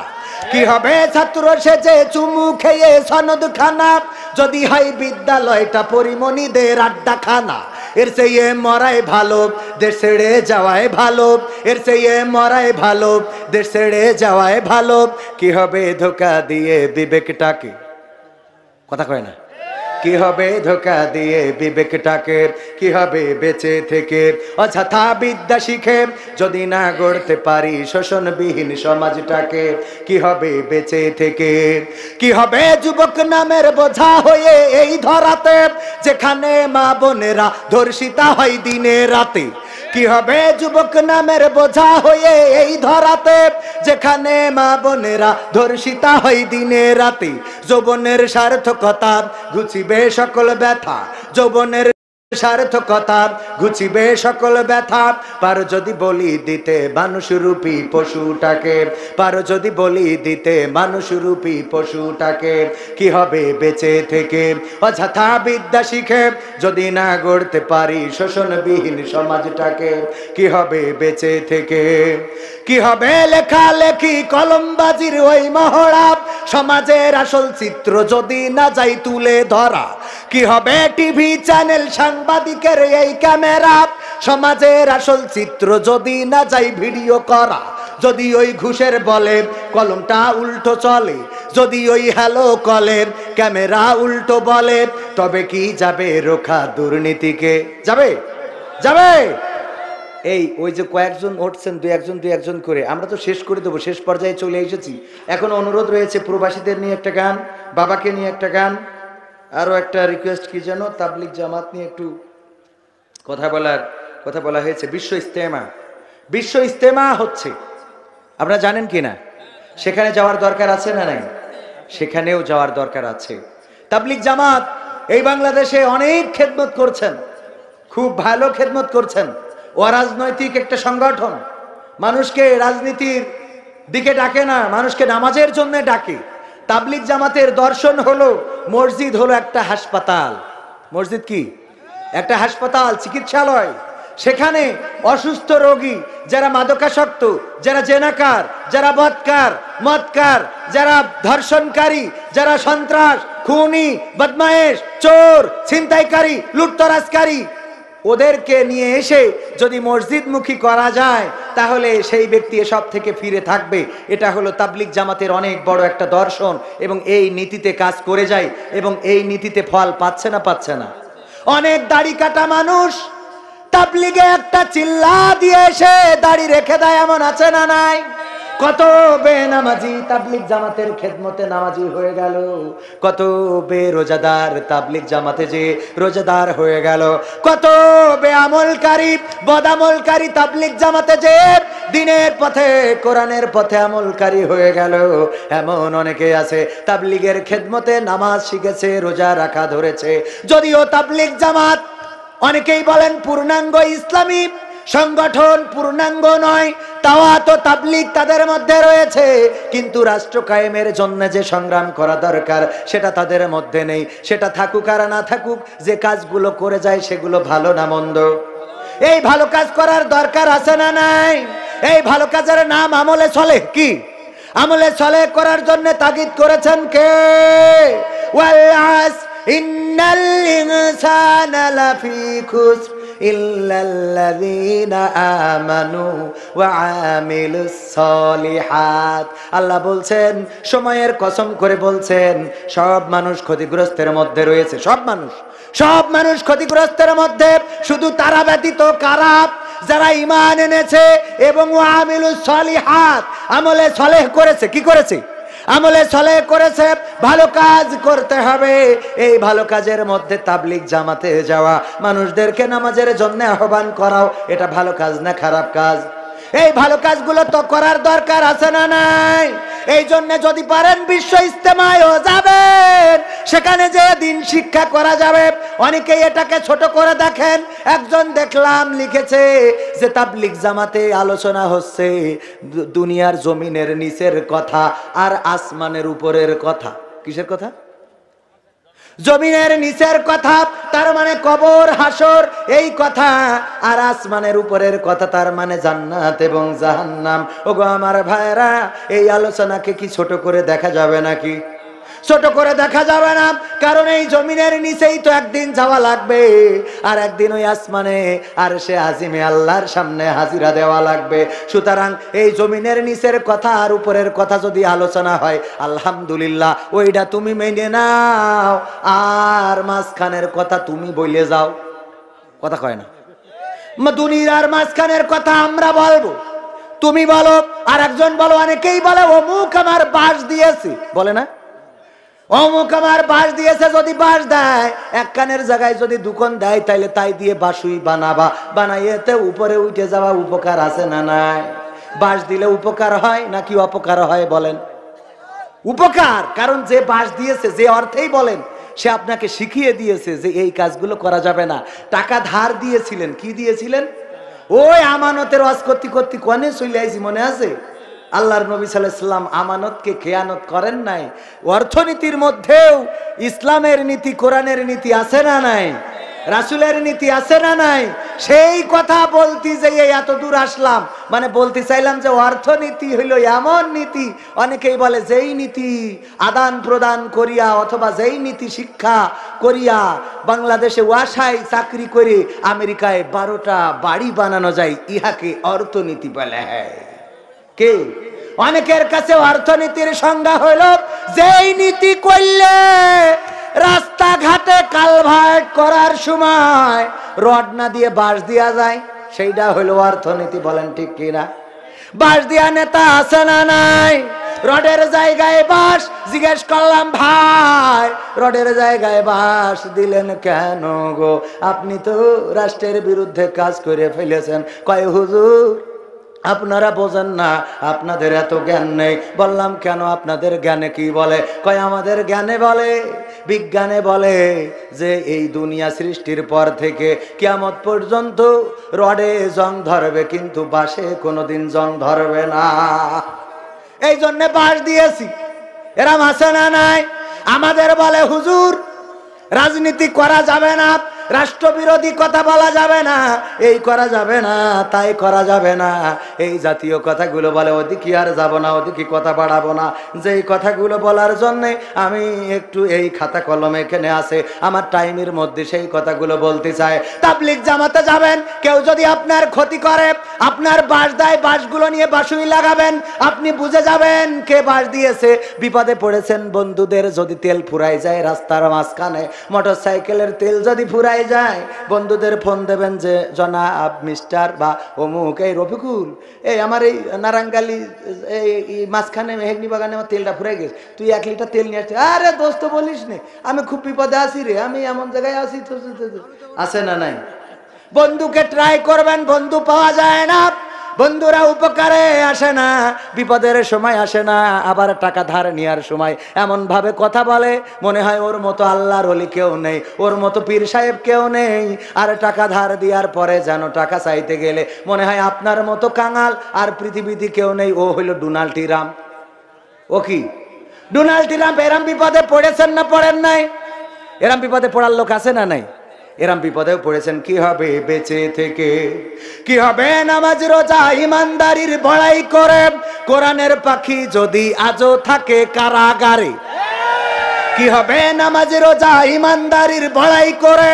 কোরআনের খাদেম যদি আজও থাকে কারাগারে, মসজিদের কোণে বসে জিকির যত করো কইসে, মসজিদের কোণে বসে তসবিহ যত টানো ঠেসে, এভাবে যায় না পাওয়া আল্লাহকে, যায় এভাবে যায় না পাওয়া আল্লাহকে।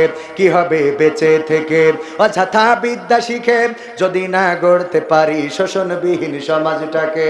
কি হবে বেঁচে থেকে? কি হবে আলেম হয়ে ইমাম সেজে মসজিদেতে পারো যদি সত্য কথা উচ্চ স্বরে না বলিতে? কি হবে আলেম হয়ে ইমাম সেজে সমাজেতে পারো যদি সত্য কথা উচ্চ স্বরে না বলিতে? চাকরির ভাই করো যদি ছেড়ে দাও ইমামতি, চাকরির ভাই করো যদি ছেড়ে দাও ইমামতি। কি হবে ধোঁকা দিয়ে আল্লাহকে, কি হবে ধোঁকা দিয়ে আল্লাহকে? কি হবে বেঁচে থেকে অযথা বিদ্যা শিখে যদি না গড়তে পারি শোষণবিহীন সমাজটাকে? কি হবে বেঁচে থেকে? কি হবে নেতা হয়ে জনবলে ঘাড় ফুলিয়ে দড়া টানা গরম দেখে যদি থাকো ঘরে শুয়ে? এরকম নেতা আছে না নাই? আছে না নাই? কি হবে নেতা হয়ে জনবলে ঘাড় ফুলিয়ে দড়া টানা গরম দেখে যদি থাকো ঘরে শুয়ে? এর সেই যে গুজে খেলা হবে, এর সেই যে গুজে ভিলেনের সঠিক পদে, এর সেই যে গুজে ভিলেনের সঠিক পদে দিয়ে দাও অভিনয়ে জীবনটাকে, দিয়ে দাও অভিনয়ে জীবনটাকে। কি হবে বেঁচে থেকে অযথা বিদ্যা শিখে যদি না গড়তে পারি শোষণবিহীন সমাজটাকে? কি হবে বেঁচে থেকে? কি হবে আকাশ ছোঁয়া বিলাস বহুল বাড়ি গাড়ি না খেয়ে কত মানুষ পরপারে দিচ্ছে পাড়ি? কি হবে আকাশ ছোঁয়া বিলাস বহুল বাড়ি গাড়ি না খেয়ে কত মানুষ পরপারে দিচ্ছে পাড়ি? আজরাইল আসবে যবে মাটিতেই পড়ে রবে, আজরাইল আসবে যবে মাটিতেই পড়ে রবে। কোনো কাজে লাগবে না ওই প্রাসাদটাকে, কোনো কাজে লাগবে না ওই প্রাসাদটাকে। কি হবে বেঁচে থেকে অযথা বিদ্যা শিখে যদি না গড়তে পারি শোষণবিহীন সমাজটাকে? কি হবে বেঁচে থেকে? আইনুদ্দিন আল আজাদ রহমাতুল্লাহ আলাইহি এই পর্যন্ত লিখেছেন, আমি আবার এক কলি এখানে অ্যাড করেছি, শোনাই। কি হবে বিশ্ব নবীর উম্মত বলে দাবি করে আর্জেন্টিনা গেঞ্জি পরো দাড়ি টুপি বাতিল করে? কি হবে বিশ্ব নবীর উম্মত বলে দাবি করে ব্রাজিলের গেঞ্জি পরো দাড়ি টুপি বাতিল করে? স্বাধীন বাংলার আকাশে ভিনদেশি পতাকা ভাসে, স্বাধীন বাংলার আকাশে ভিনদেশি পতাকা ভাসে। বাঙালির এত আবেগ করতে আসে, বাঙালির এত আবেগ কোথা থেকে আসে? কি হবে বেঁচে থেকে অযথা বিদ্যা শিখে যদি না গড়তে পারি শোষণবিহীন সমাজটাকে? কি হবে বেঁচে থেকে? শোষণ মুক্ত সমাজ গড়ার দরকার আছে না নাই? আমার রহমান স্বাধীনতার মহান স্থপতি, উনি একটি শোষণ মুক্ত সমাজ চেয়েছিলেন, দুর্নীতি মুক্ত, দুঃশাসন মুক্ত, কদাচার মুক্ত, পাপাচার মুক্ত একটি সমাজ চেয়েছিলেন। দুঃখজনক হলেও সত্য। নারায়ে তাকবীর, নারায়ে তাকবীর, আল কোরআনের আলো, আল কোরআনের আলো, সংসদের আলো, কোরআন হাদিসের আলো, সংসদের আলো। নারায়ে তাকবীর, আল কোরআনের আলো, কোরআন হাদিসের আলো, সংসদের আলো। ইসলামের শত্রুরা হুঁশিয়ার সাবধান, হুঁশিয়ার সাবধান, ইসলামের শত্রুরা। নারায়ে তাকবীর। এই সবাই এই ফাঁকে আবার এই ফাঁকে দেখছি অনেকেই উঠে চলে যাচ্ছেন। আমরা আর একটুখানি সময় প্রবাসীদের নিয়ে একটা সঙ্গীতের রিকোয়েস্ট রয়েছে, আমরা একটু তোমাকে জাগতে হবে। হ্যাঁ ভাই, অন্ধকারে গেলেও আল্লাহ দেখে। কে দেখে? কে দেখে? অন্ধকারে গেলেও কে দেখে? আল্লাহ দেখে না? দেখে না? আল্লাহ অন্ধকারেও দেখে। যারা অন্ধকারে গোল মারলে মনে করছেন সামনে দিয়ে তো যাওয়া যাচ্ছে না, লজ্জা করতেছে, তো অন্ধকারের ফাঁক দিয়ে বের হয়ে যায়। ভাইরা আর অল্প একটু সময়, আমাকে যে টাইমটা বলা হয়েছিল সে টাইমটা পার হয়ে গেছে। তারপরেও যেহেতু কমিটির কিছু রিকোয়েস্ট রয়েছে, একটা প্রবাসীদের গান আব্বার গান, তোমাকে জাগতে হবে গান, শোনাতে হবে সব, সব শোনাবো, সব শোনাইলে থাকবেন। কোরআনের প্রেমিকেরা থাকবে, আর যারা আবু জাহেলের প্রেমিক তারা চলে যাবে, বলেন ঠিক কিনা? কোরআনের পক্ষে থাকতে হবে, কোরআনের পক্ষে কথা বলতে হবে, কোরআন কায়েমের সংগ্রাম করতে হবে, কোরআন কায়েমের মিছিলে শামিল থাকতে হবে, কোরআন কায়েমের আন্দোলনে যদি বুকের তাজা রক্ত ঢালা লাগে, বুকের তাজা রক্ত ঢেলে দিয়ে সেই রক্তের সাগরে সাঁতার কেটে কেটে একটি রক্তাক্ত বিপ্লবী কালেমার পতাকা বাংলার জমিনে উড়াবই উড়াবো। কারা কারা রাজি? দুটি হাত দেখাতে হবে।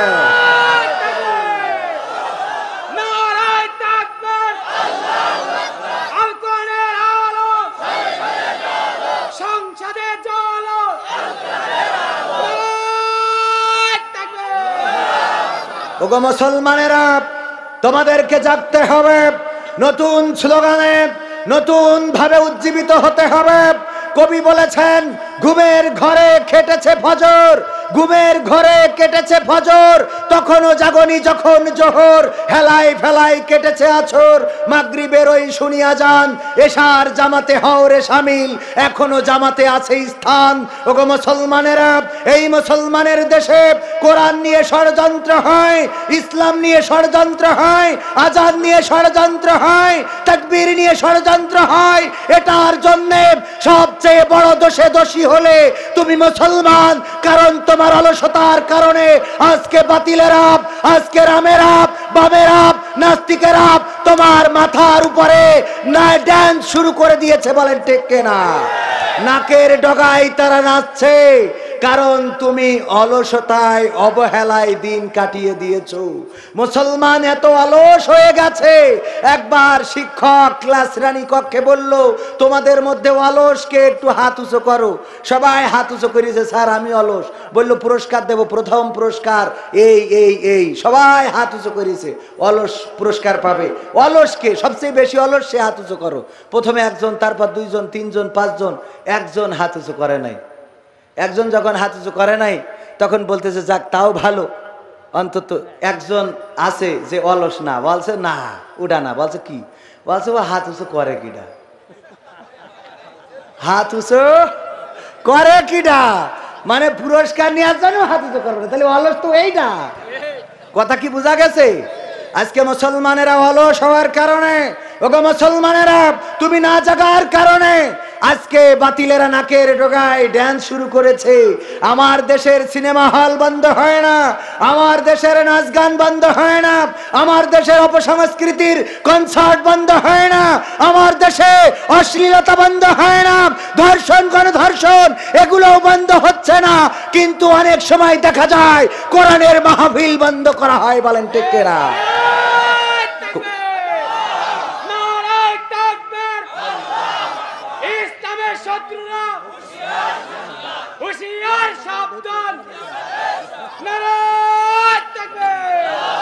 এই দেশে ইসলামের বিরুদ্ধে ষড়যন্ত্র করে পার পাওয়া যাবে?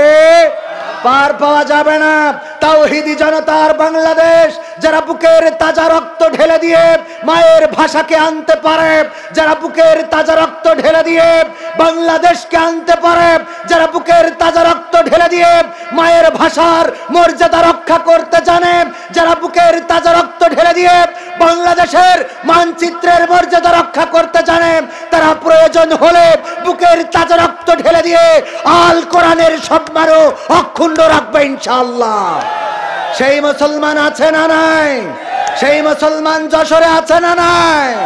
সেই মুসলমান যদি থেকে থাকে তাহলে আর একটু সময় নেব, আর অল্প একটু সময় থাকবেন না ইনশাআল্লাহ। যেহেতু কমিটির অনুরোধ, যদি এগুলো না শোনায় যাওয়ার সময় বলবে হুজুর শোনাইলেন না। আমার জন্মদিনে সবচেয়ে বেশি খুশি ছিলে তুমি বাবা, কখনো ভাবিনি আমি আমাকে কাঁদিয়ে তুমি এত সকালেই চলে যাবা। বাবা নেই কার কার? বাবা নেই। অসংখ্য মানুষ ইয়াতিম, বাবা হারাদের মধ্যে আমিও একজন। বর্দার অন্তরালে মা বোনেরাও আছেন, অনেকেই বাবা হারিয়েছেন। আমার জন্মদিনে সবচেয়ে বেশি খুশি ছিলে তুমি বাবা। কখনো ভাবিনি আমি আমাকে কাঁদিয়ে তুমি এত সকালেই চলে যাবা। কখনো ভাবিনি আমি আমাকে কাঁদিয়ে তুমি এত সকালেই চলে যাবা। হাত ধরা তুমি হাঁটতে শিখাতে, ব্যথা পেলে আমি বুকে তুলে নিতে, কোনো বাইনা করে কাঁদলে আমি তোমার স্নেহের হাতে চোখ মুছে দিতে। হাত ধরে তুমি হাঁটতে শিখাতে, ব্যথা পেলে আমি বুকে তুলে নিতে, কোনো বাইনা করে কাঁদলে আমি তোমার স্নেহের হাতে চোখ মুছে দিতে। আজ তুমি নেই তাই নীরবে কেঁদে যাই, আজ তুমি নেই তাই নীরবে কেঁদে যাই। তোমার স্মৃতি শুধু মনে পড়ে বাবা। কখনো ভাবিনি আমি আমাকে কাঁদিয়ে তুমি এত সকালেই চলে যাবা। কখনো ভাবিনি আমি আমাকে কাঁদিয়ে তুমি এত সকালেই চলে যাবা। তুমি তো ছিলে বাবা বটেরই ছায়া, আদর সোহাগ দিতে করতে মায়া।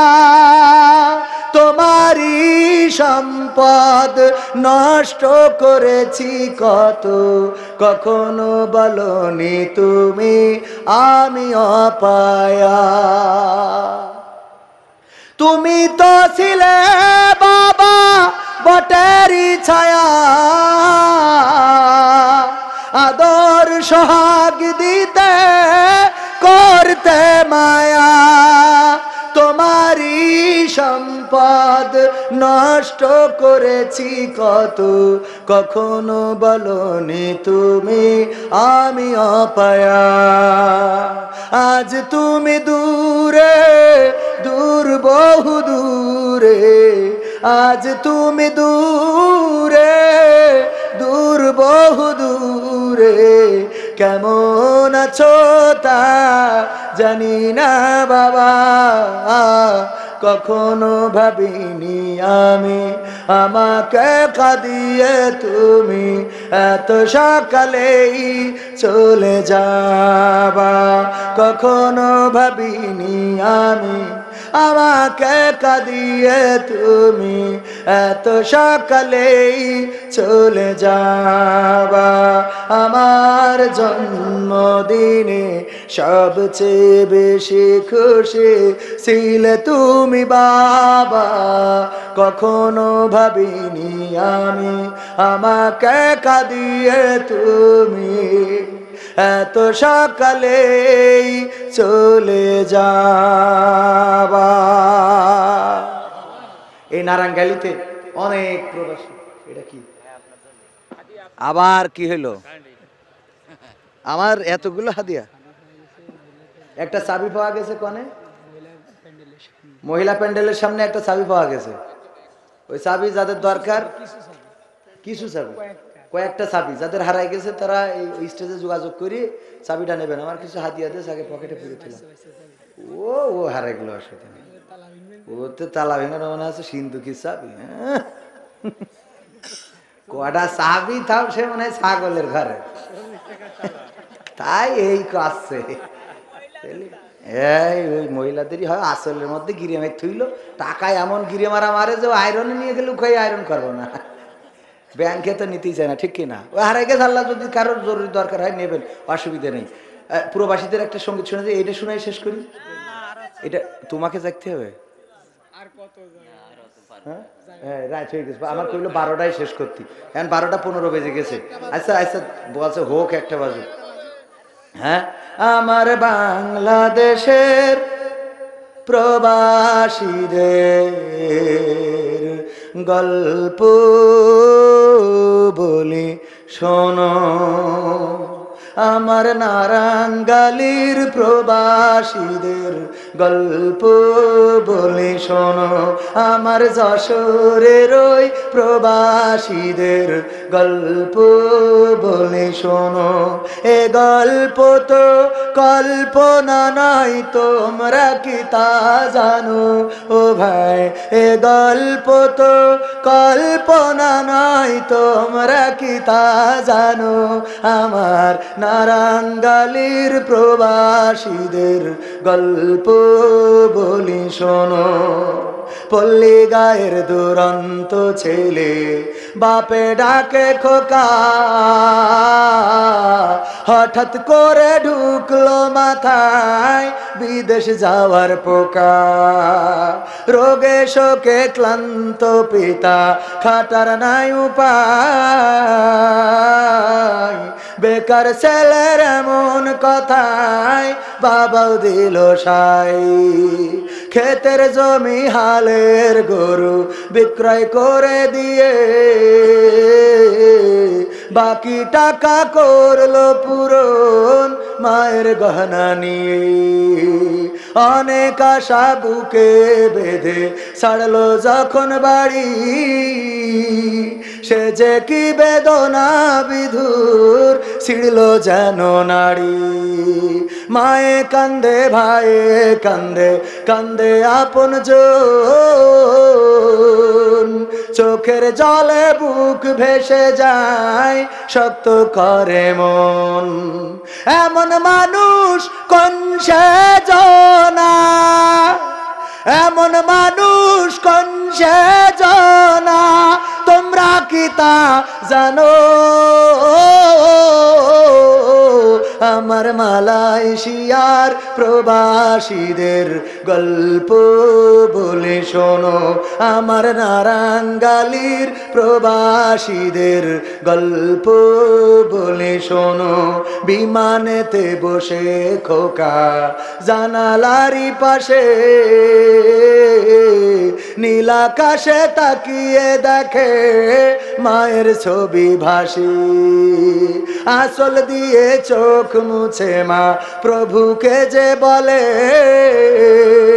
আল্লাহ তুমি ভালো রেখো আমার কোলের ছেলে। খোকা যে ছিল মা জননীর কলিজারি ভোটা, ভাবতে সব চোখ ভিজে জল পড়লো ফোটা ফোটা। এমন মানুষ কোন সেজনা, এমন মানুষ কোন সেজনা, তোমরা কি তা জানো? আমার বাংলাদেশের প্রবাসীদের গল্প বলে শোনো, আমার যশোর জেলার প্রবাসীদের গল্প বলে শোনো। নদ নদী আর সাগর নগর দিয়ে খোকা পাড়ে পোষালো যে অতি সাধের বিদেশের বাড়ি। অনেক কষ্টে মিলল খোকার এমন একটা কাজ, হাড় ভাঙা খাটুনি তাতে সকাল দুপুর সাজ। রোগে শোকে কাজ করে যায়, করে না অবহেলা, আকাশ সমান স্বপ্ন দেখে কাটিয়ে দেয় বেলা। মা জননীর সাথে যখন খোকা কথা কয়, বলে বাবা কেমন আছো জানতে ইচ্ছা হয়। মাগো আমি ভালো আছি, মাগো আমি ভালো আছি,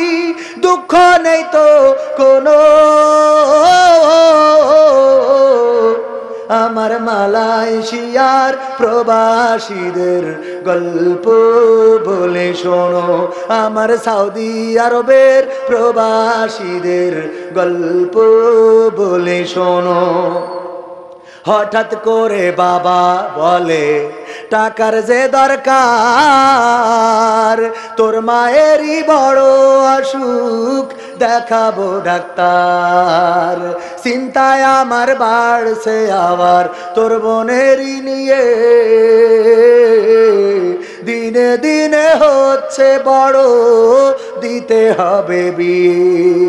তোর ভাইয়েরই লেখা পড়ার খরচ বেড়ে গেছে, দরকার এখন অনেক টাকার, তোর কাছে কি আছে? পাইনি বেতন এখনো খোকা, পকেটটা যে ফাঁকা, তবুও বলে ভেব না বাবা, দেব আমি টাকা। এমন মানুষ কোন সেজনা, এমন মানুষ কোন সেজনা, তোমরা কি তা জানো? আমার কুয়েতে রই প্রবাসীদের গল্প বলে শোনো, আমার কাতারে রই প্রবাসীদের গল্প বলে শোনো। দিন মাস গুনে খোকা এখন পোষালো বছরে, করতে হয় কাজ এখন যে তার 10 তলার উপরে। হঠাৎ করে কি হতে কি যেন হয়ে গেল, 10 তলারই উপর থেকে খোকা পড়ে গেল। আকাশ সমান স্বপ্নগুলো আকাশে গেল উড়ে, দেহ থেকে প্রাণ পাখিটাও গেল যে ভাই ছিড়ি। বন্ধুরা যে এসে দেখে রক্তে তরতার, নিথর দেহ পড়ে আছে জমিনের উপর। এমন মানুষ কোন সেজনা, এমন মানুষ কোন সেজনা, তোমরা কি তা জানো? আমার নারাঙ্গালির প্রবাসীদের গল্প বলে শোনো, আমার দেয়াড়ারই প্রবাসীদের গল্প বলে শোনো। পাঠাতে হবে লাশটা দেশে, আপন তো কেউ নাই, বন্ধুরা সব মিলে মিশে করলো এ কাজটাই। শুনে এ খবর মা জননীর সে কি আহাজারি, তার কান্দনে আকাশ বাতাস হচ্ছে যে ভাই ভারী। অবশেষে খোকার কফিন পৌঁছালো যে বাড়ি, ভাই বোনার গায়ের স্বজনের সে কি আহাজারি। মা জননী কেঁদে বলে ওরে আমার ছেলে, বিদেশ থেকে কোন দেশে তুই গেলি আবার চলে। মাগো আমি সুখানিতে, মাগো আমি সুখ কিনিতে জীবন দিছি জানো, আমার নারাঙ্গালির প্রবাসীদের গল্প বলি শোনো। এ গল্প তো কল্পনা নয়, তোমরা কি তা জানো? ও ভাই এ গল্প তো কল্পনা নয়, তোমরা কি তা জানো? আমার বাংলাদেশের প্রবাসীদের গল্প বলি শোনো। সম্মানিত ভাইরা, রাত অনেক হয়ে গেছে, কুয়াশা এতক্ষণ বাইরে ছিল আর এখন আমাদের ঘরের মধ্যে ঢুকছে, ঠিক কিনা? মোনাজাত মোনাজাত মোনাজাত। আর আর না, এই মসজিদের জমিদাতা একজন মহিলা অসুস্থ আছে, আল্লাহ সুস্থতা দান করে দাও। প্রাক্তন সভাপতি অসুস্থ, আল্লাহ সুস্থতা দান করে দাও। এই পাঠাগারের একজন উপদেষ্টা অসুস্থ, সব অসুস্থ কেন? সব রোগী মরিছে, আল্লাহ সুস্থতা দান করে দাও। মেম্বার সাহেবের আব্বা মায়ের জন্য দোয়া। 5,000 টাকা দিয়েছেন, কয় হাজার? 5,000। আল্লাহ দানকে কবুল করে নাও, নেখায়াত দিয়ে দাও। হাসান আলী অসুস্থ, দোয়া চেয়েছে। প্রবাসীদের জন্য দোয়া। এই মাহফিলে অর্থ দিয়ে অনেক সাহায্য করেছে প্রবাসীরা, আল্লাহ প্রবাসীদের নেখায়াত দিন, বলেন আমিন। সভাপতি সাহেব তাহলে দোয়া করে দিই। আলহামদুলিল্লাহি রাব্বিল আলামিন। রব্বানা যালামনা أنفسنا وإن لم تغفر لنا وترحمنا لنكونن من الخاسرين ربنا آتنا في الدنيا حسنة وفي الآخرة حسنة وقنا عذاب النار ওগো আল্লাহ, তুমি তোমার কুদরতের চোখ দিয়ে একটু তাকিয়ে দেখো গো আল্লাহ, তোমার রহমতের চোখে একটু তাকিয়ে দেখো গো এই নারাঙ্গালিতে।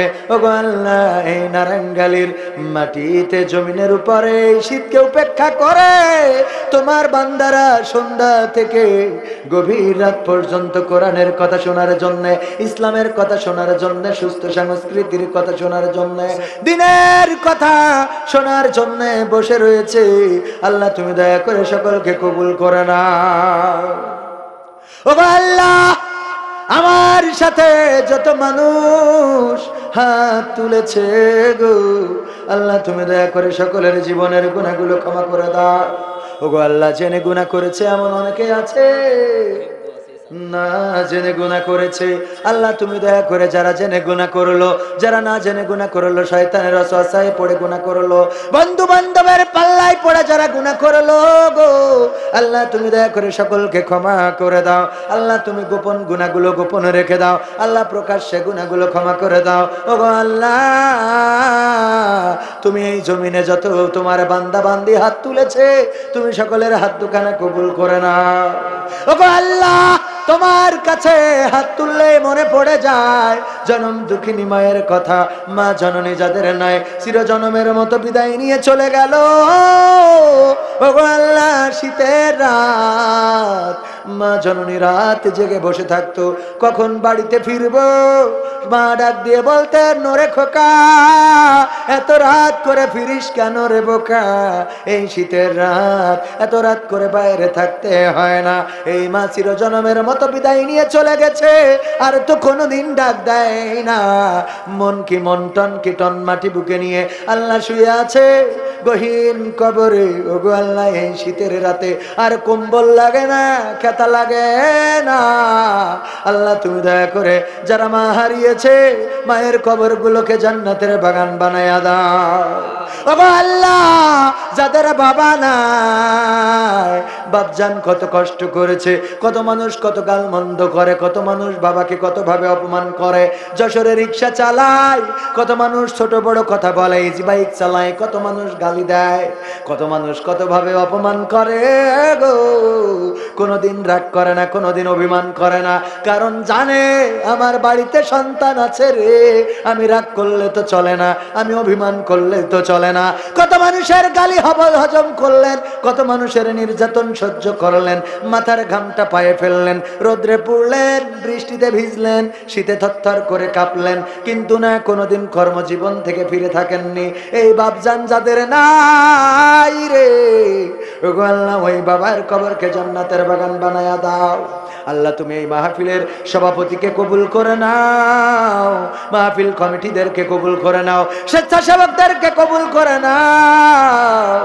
ওগো আল্লাহ, অসুস্থ রয়েছে সাবেক সভাপতি, আল্লাহ তুমি তাকে সুস্থতা দান করে দাও। আল্লাহ তোমার কাছে খাস করে ফরিয়াদ করি মেম্বার সাহেব, উনি দোয়া চেয়েছেন পিতামাতার জন্য, আল্লাহ কবুল করে নাও। 5,000 টাকা দান করেছেন, আল্লাহ চেয়ারম্যান সাহেব 10,000 টাকা দিয়েছেন, আল্লাহ কবুল করে নাও, নেক হায়াত দিয়ে দাও, মনের স্বপ্নগুলো পুরা করে দাও। আল্লাহ এই মাহফিলে যত মানুষ দান করেছে, যত শ্রোতা মণ্ডলী দান করেছে, আল্লাহ সকলের দানকে তুমি বহু গুণে বাড়িয়ে আল্লাহ তুমি আবার ফিরিয়ে দাও গো আল্লাহ। ও গো আল্লাহ, তুমি সকলের জীবনের গুনাহগুলো ক্ষমা করে দাও। যার ঋণ, যে ঋণগ্রস্ত আছে ঋণ পরিশোধ করে দাও। কন্যাদায়গ্রস্ত মা বাবার আল্লাহ কন্যাদায় থেকে মুক্তি দিয়ে দাও। আল্লাহ অসুস্থ যারা রয়েছে সুস্থতা দান করে দাও। পর্দার অন্তরালে যত মা বোন হাত তুলেছে আল্লাহ পর্দা করে চলার তৌফিক দান করে দাও। যত মা বোন অসুস্থ আছে আল্লাহ, অসুস্থতা বাবাকে বলতে পারে না, মাকে বলে না, ভাইকে বলে না, স্বামীকেও বলে না, জানে টাকা নাই কেমন করে চিকিৎসা করাবে। আল্লাহ এমন যদি কোনো মা বোন থাকে আল্লাহ সুস্থতা দান করে দাও। স্বামী স্ত্রীতে মিল মহব্বত না থাকলে মিল মহব্বত পয়দা করে দাও। আল্লাহ এই গ্রামবাসীকে কবুল করে নাও। এই গ্রামে যত কবরবাসী ঘুমানো চিরজনমের মতো বিদায় নিয়ে চলে গেল আল্লাহ কবরগুলোকে মাফ করে দাও। আল্লাহ সকলের মনের নেক বাসনাগুলো পুরা করে দাও। যার মনে যে চাওয়া আছে চাওয়াগুলো পাওয়া করে দাও। প্রধান বক্তা, দ্বিতীয় বক্তা, তৃতীয় বক্তা সবাইকে কবুল করে নাও। আমার মুজাহিদ ভাইকে কবুল করে নাও, তরিকুলকে কবুল করে নাও। ও আল্লাহ, একজন প্রবাসী সৌদিতে ব্যবসা বিজনেস রয়েছে আমার ভাই, বড় ভাই মানুষ আলমগীর ভাই আল্লাহ মাহফিলে এসেছে, প্রবাস থেকে ছুটিতে এসে মাহফিলে ছুটে আসলেন। আল্লাহ তুমি তাকে নেক হায়াত দান করে দাও। আল্লাহ পরিবার পরিজনকে কবুল করে নাও, বাবাকে সুস্থ করে দাও। ও আল্লাহ, তোমার কাছে চাই প্রবাসীদেরকে তুমি ভালো রাখো, প্রবাসীদেরকে নিরাপদে রাখো। আসমানের বালা আসমানে তুলে নাও, জমিনের বালা জমিনে দাফন করে দাও। কেঁদে কেঁদে প্রবাসে গিয়েছিল গো, আর হাসতে হাসতে যেন বাড়ি ফিরতে পারে সেই তৌফিক তুমি দান করে দাও। ও আল্লাহ, তোমার কোরআনের পাখিদেরকে মুক্তি দিয়ে দাও। তোমার কোরআনের পাখিদের বাংলার জমিনটা তোমার কোরআনের পাখিদের জন্য উন্মুক্ত করে দাও। আখেরি ফরিয়াদ যেদিন মালাকুল মাউত আসবে, জানটা নিয়ে উড়াল দেবে, ও আল্লাহ মাটির সাথে পড়ে থাকবো। ওই দিন যেদিন আসবে গো আল্লাহ, তুমি পানিতে চুবাইয়ে মরণ দিও না। আল্লাহ তুমি অ্যাক্সিডেন্টে মরণ দিও না। আল্লাহ তুমি হঠাৎ মৃত্যু দিও না। মরণ যেদিন দিবা গো আল্লাহ, তুমি দয়া করে নামাজে সিজদারত অবস্থায়, আল্লাহ তোমার দিনের পথে থাকা অবস্থায়, আল্লাহ কোরআনের পথে থাকা অবস্থায় মরণটা দিয়ে দিও। আল্লাহ তোমার কোরআনের পথে যেন শহীদ হতে পারে তৌফিক দিয়ে দাও। ও আল্লাহ, মরণ কালে সিজদায় রেখে দিও, আর জবানে জারি করে দিও আখিরি কালেমা লা ইলাহা ইল্লাল্লাহু মুহাম্মাদুর রাসূলুল্লাহ।